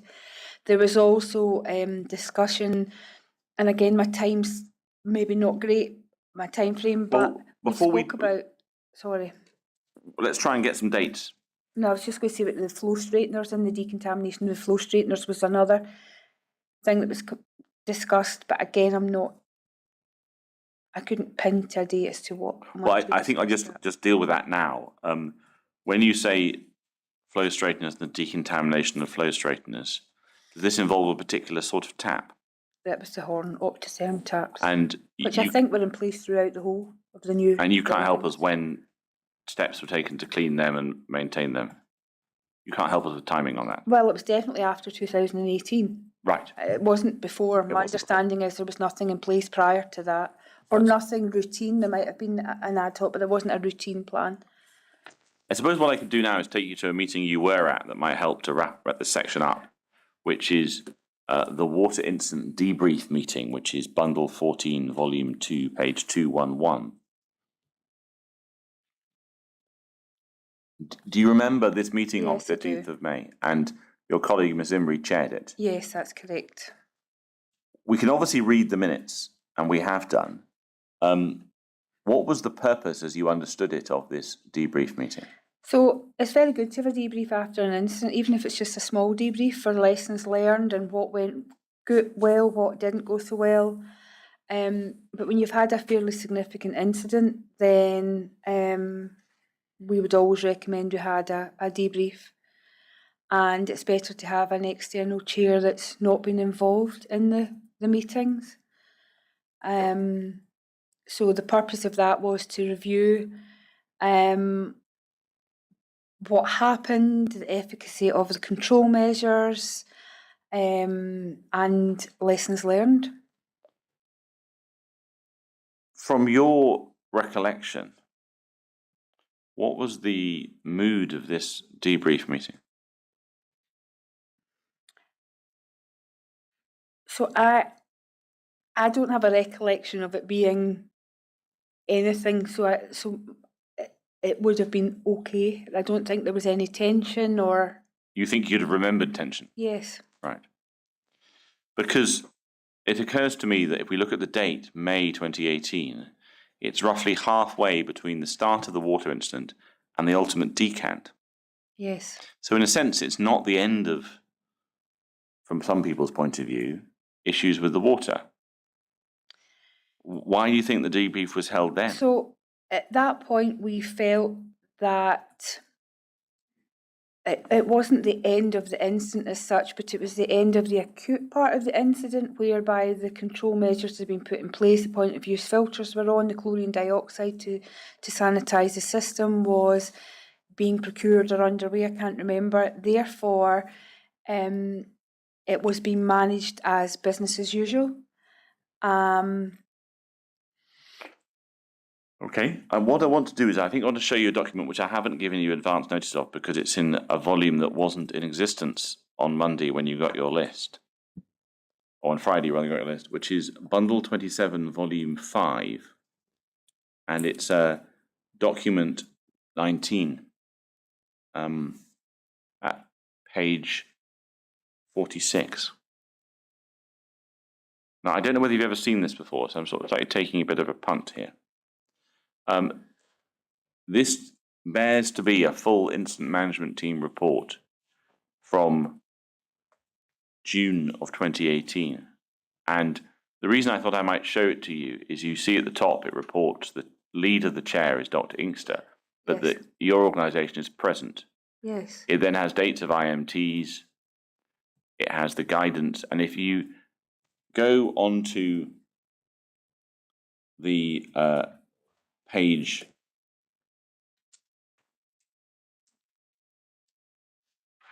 a long way down through the document, you'll see page 54. And you see there's actions arising from it, and one of them is target. A couple of them are targeted at you. Yep. So is this a document you've seen before? I think I have seen it, yes. Okay. Well, maybe we'll go back to the beginning, back to page 46, and we'll just have a look at what's in there. I'm sure this is a summary from the debrief. Well, that's what I'm hoping to find out. That's what it is. So, Sorry, summary from From the the debrief meeting. debrief. so if we look at the bottom of this page, we have type of incident.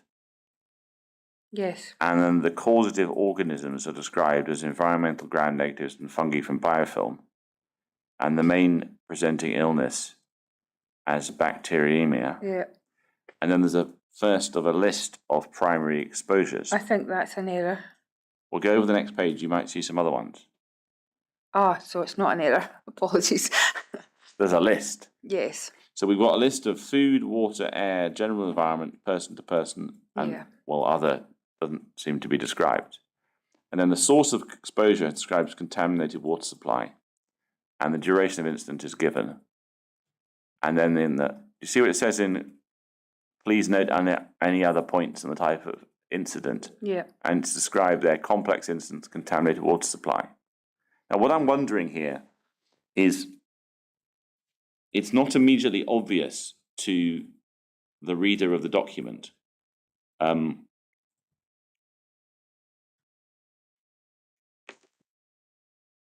If we go to the very end, page 55, we have the chair completing it, or not quite completing it. It's not got a signature, but it's got her name, Dr. Inkster, on the 5th of June. And it's got a series of action points. And what I don't yet know is who wrote it, whether it's Dr. Inkster or somebody else. And I wonder if you can help me. I think Dr. Inkster wrote this. Right. But you would need to check with Dr. I will do Inkster. that. But I'm sure Dr. Inkster wrote it. You're looking a little bit uncertain. Expand that. No, I think I wondered whether that was something that Laura Emery had written as chair of. I think Laura did a summary. I think this is Dr. Inkster's. But you'd be better. Well, I'll ask Inkster. Miss Emery on Friday, and we'll see if we can pick it up with Dr. Inkster. The question that you may not know the answer to, but if you do, it would assist, is would you have any understanding of how widely this was circulated? It would have gone to the circulation of the IMT membership. Beyond that, I don't know. Oh, is it reasonable or unreasonable to infer that it would go to the people listed on the action points on the previous page? That's on page 54. I think it's reasonable, yes. Right. Now, if we could take that off the screen, I want to ask you some general questions about the water incident and what it might mean. Okay. And again, if you feel this is beyond your level of expertise, please do tell me. So the first question is, I suppose, a counterfactual. We asked you about something called the DMA Canyon report, and you have answered it, the question that we asked, at question 21B of your statement, which is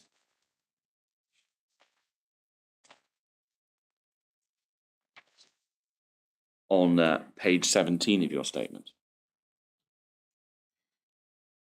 And also we asked you a general question, which we'll start with, which is the one at the top of the page. So we asked you when you were first made aware of the DMA Canyon reports, and you explained you couldn't specifically remember when they were, but it would be 2019. Now, can you expand a little bit on that? How would you have found out about them? It definitely wasn't before 2018. I am not sure if I had heard reference to, I don't recall DMA Canyon reports as such, but I'm not sure whether I'd heard reference via the IMTs or the Water Technical Group around the Legionella risk assessments and an issue with Legionella risk assessments prior to the 2018 incident. I didn't know detail. The reason I have put 2019 there is I was aware of in 2019 when we heard of the Innovative Design Solutions Ventilation Report for 2A, 2B, and my recollection is the DMA Canyon we saw round about that time, but I was aware that there had been issues with Legionella risk assessment reports, but I couldn't have told you it was the DMA Canyon reports. That's what it was called. There is in the bundles, I don't need to take it to you, because if you've heard about it, you'll know, and if you haven't heard about it, I don't need to take it to you. A review carried out by Mr. Jim Leeper into these topics around the DMA camera rods. Is that something you will have heard of at the time, or is that total No, I news to you? don't think I Right, would well, we have won't heard explore that. that. If we look at your second answer, 21B, it's put to you that Dr. Peters and others have said that if they had sight of these reports in 2015, they wouldn't have allowed the hospital to open. And you've taken a relatively robust position about how you would have dealt with that. I want to ask you a sort of different way of looking at this counterfactual. So not whether the hospital would have been allowed to open, because you've sort of addressed that to the extent you're comfortable in that answer, but how would knowledge of a failed Legionella risk assessment affect the practice of an infection prevention control team in somewhere like the Children's Hospital?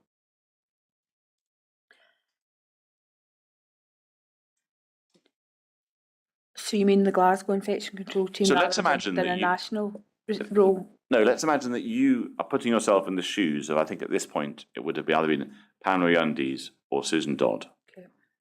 as leads of the team in the Children's Hospital in 15, 16, 17 and into 18. And obviously I've asked them this question, and I just want to get your take on it.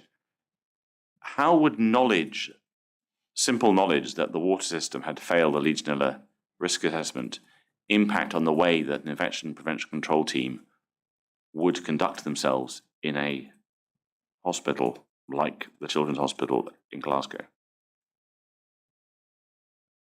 I'm not sure I'm understanding what you mean with how would they conduct themselves. So- what?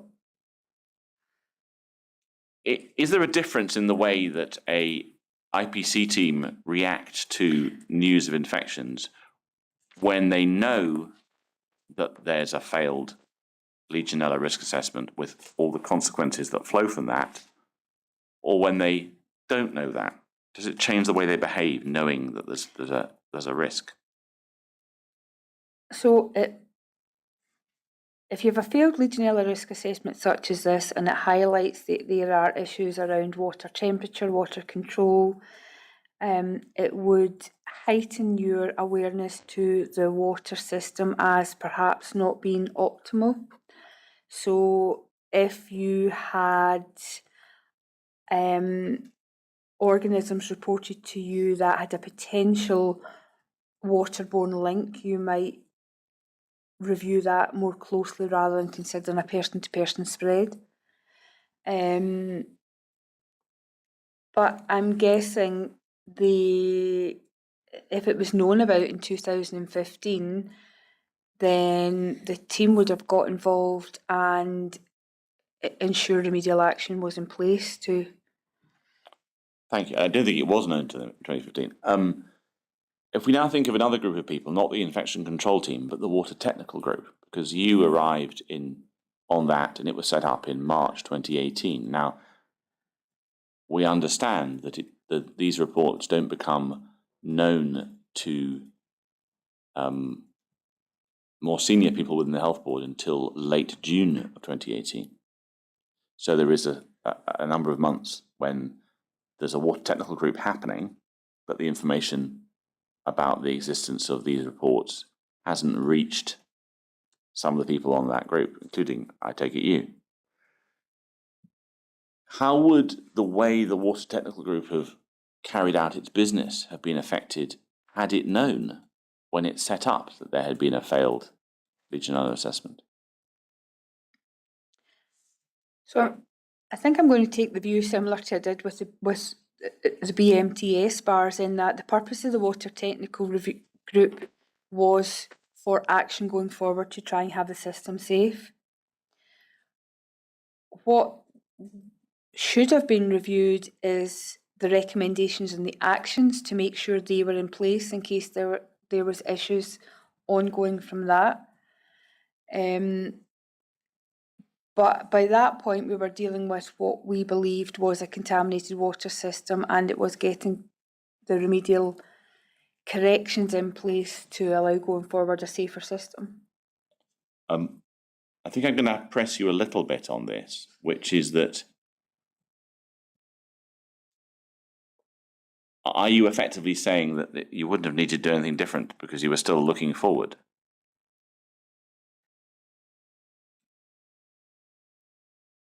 You wouldn't have done anything different because it was your job I to would look. like to think we were doing all that we could do, that you wouldn't do anything different. That's what I'm trying I to see say, in that we had a system that we were getting a lot of positive results from, and irrespective of what it was, you wanted to try and make that system safe. Now, I think before we go to have a lunch break, I'd like to Let me put. just clarify one thing. When you say you were getting, and we're, I think, talking about March 2018, a lot of positive results. Yes. Now, by positive results, I'm interpreting you to mean water sample results, Yes. indicating a Contaminated high system. level Yes. of microorganisms. Yes. Right. Thank you. What I wanted to do now was to go to your paper that we touched on at the very beginning, which was Bundle 7, Document 1, page 3. Now, I'm not going to go through this in detail because we can read it, and we have, and it's informed our PPP. But I want to just get the timings right. So we notice on the bottom of this page we have a date of the 31st of May 18, and that's 2 weeks after the water incident debrief meeting. And then it appears to be about a week or less before the date of the document that we saw before in Bundle 27, Volume 4, that you thought might have been written by Dr. Inkster. Okay. So it goes debrief, 2 weeks, your report, Dr. Inkster's report. Now, what I wanted to understand is at this point, in May 18, you reach various sort of preliminary conclusions. And we're about to look at the decant, and I'm going to start doing that before lunch. What I'd like you to do over the lunch break is to reflect on something, and I'll ask you about it when we return, which is there anything in this report from May 18 that either you wouldn't say now, or has changed now, or even would have changed in the few months before the decant as more information became available? Does that make sense as a question? Yeah, I think so. Because I'm really interested to see, this is the May 2018 Annette Rankin's position, in a sense. Decant happens in September, and we're now looking at this many years down the track. So is there anything in here that you would change, knowing what you knew then or what you know now? Okay. And if you could think about that. For the report only, what would I change in that report? In this report only, yeah. So I'll ask you lots of other questions in the rest of the day, but that's one I haven't given you advance notice on, so I'd like to think about it over lunch. Okay. What I want to do now before we have the lunch break is to look at the decant.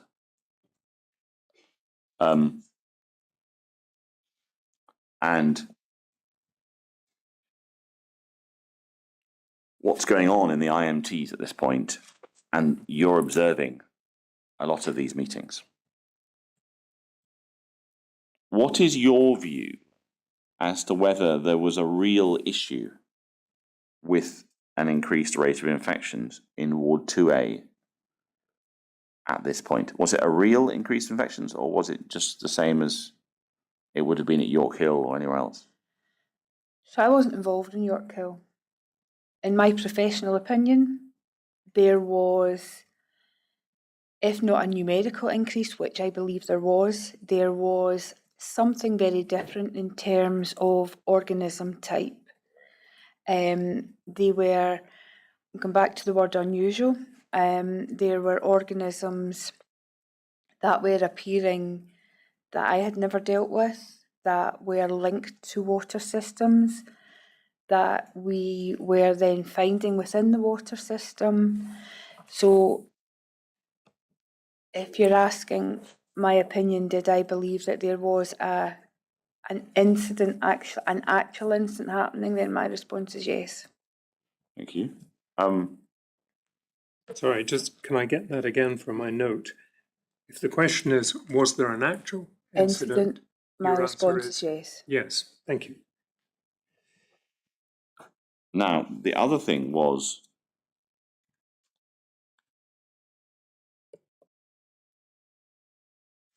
just to be clear, so we understand your position, looking back at it now, what connection, if any, do you consider there was between the water system in the hospital and the infections being seen between 15 and 18 in the Schiehallion unit?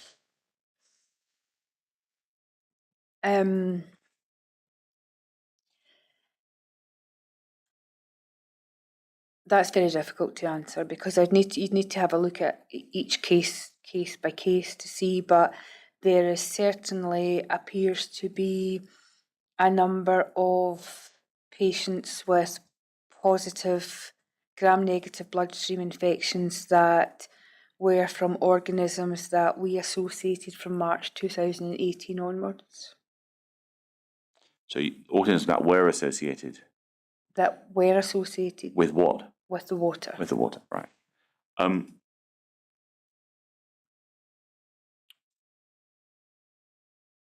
Now, you've already touched on the idea that concerns about the ventilation system might have received a little bit less attention once the water incident had started. If we look back to the summer of 2018, what knowledge did you have about the chilled beams and issues around dust and condensation? I don't recall chilled beams in 2018, July 2018 being a significant factor. It wasn't a hypothesis at that point. So I don't recall it being raised as a concern. Well, we'll come to that this afternoon when we turn to 2019 then. Now, when the decant happens, and you've explained your views and how you're in a sense content with the decision,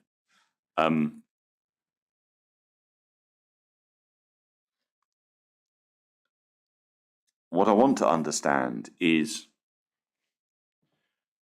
the patients were being decanted from a ward that was receiving the same water supply as the ward they were being sent to. Yep. And it would appear had the same ventilation system as their ward they were being sent to. And I do appreciate that this is not a game of absolute risk because they have to be put somewhere. How do you respond to the person who says, if 2A wasn't safe, then 6A wasn't safe either? What's your response to that? So my recollection is that the primary driver for the decant of the children in 2A and 2B was as a result of the emerging issues with the drains, which weren't reported around March 2018. My recollection is that staff had reported seeing visible grime, I think is how they described it, black effluent from the drains. That was compounded by point of use filters being put in place, which made the outlet closer and therefore increased the splash risk and the patient population. So this was a children cohort who were perhaps at sink height, so they had a central line in, and they were at the sink to brush their teeth. They're at the splash zone risk, whereas an adult wouldn't have that direct splash zone risk. The ward, these were the wards it was being reported in. There was no report of the. Sorry, just so that I'm understanding what I think is really quite a straightforward point. Point of use filter increases the likelihood of splashing, Yes. and the splash is at the level of the basin, and a child's is So, yeah, child's their head chest is height going to is be closer to closer that than an adult's. splash. Sorry. Thank you. Okay. Just to make sure, keeping up. Yeah. So you carry on, please. No, so we weren't, there was no concern, and if I recall correctly, there was a look at the drains elsewhere, and out with the Children's Hospital, there wasn't the same issues being reported as the drains. So I agree with you in terms of ventilation, it was the same. The point of use filters, the outlet of the waters were the same, but the hypothesis at that time that triggered the move was the drains in 2A and 2B. So I don't know whether I'm cutting this too short, and if you want to go and look at the documents, we can do so. But my recollection from reading the IMTs is that there's discussion at this point about, certainly in the following year, about whether the cause of the drain build-up might not be related to the point of use filters and the lack of pressure, and potentially even the chlorine dioxide system. So why wouldn't the same cause exist in another ward? Because it's got the same sinks and the same filters and the same chlorine dioxide.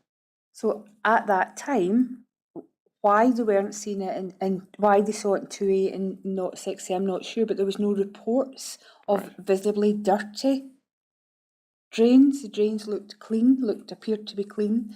And I think we have to bear in mind, this was intended to be a very short-term decant. So when the options were looked at for the move, one of the most preferred options was to have an on-site unit brought in, but the time to procure that, or the lead-in time, was fairly significant. And that would be assembled of porta cabins effectively built up. Yes, that were HEPA filtered and Yeah. for the purpose. But the initial agreement for the move was meant to be very short term. Now, I think the move was September, and I do recall Professor Gibson being clear that the children needed to be back in by Christmas time. So we were talking 2 months before. So, and that was an acceptance. It was a very short term. Otherwise, and with hindsight, perhaps we could have looked elsewhere. The options weren't great. We've seen Mr. Redfern's options paper, and presumably you saw it at the time, so I won't take you to that.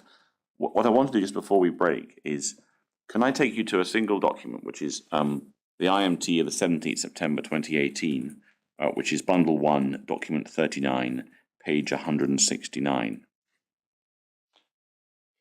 Now, this should be the IMT, and I see you were present. This is the IMT before the news of the decant is brought by Grant Archibald at the following meeting. But if we go to page 171, we see at the bottom of the hill, Mr. Hill, who was then Director of the Children's Services, reporting back from an executive meeting. And you see how on the fourth line from the bottom is the executive group will wait till drainage expert will give a preliminary scope, how they'll carry out their work. I wondered if HPS ever received a copy of the report of the drainage expert. No, we didn't. And so I suppose my final question before we break is that if the hypothesis is that there was something about the way the water system was being used in Ward 2A that encouraged the build-up of the black grime,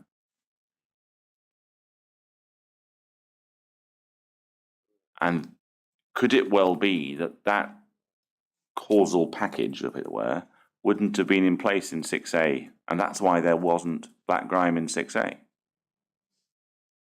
I'm not sure, perhaps. And we'll turn to what happens in 6A after lunch, I think. So if I ask you to go and think about that question about whether your report in from 2018, whether you would have changed anything if you were reviewing it after decant or now, I'd be very grateful. That I think is probably the right place to stop for the morning, my lord. We'll take our lunch break now. Could I ask you to be back for 2 o'clock, Ms. Rankin?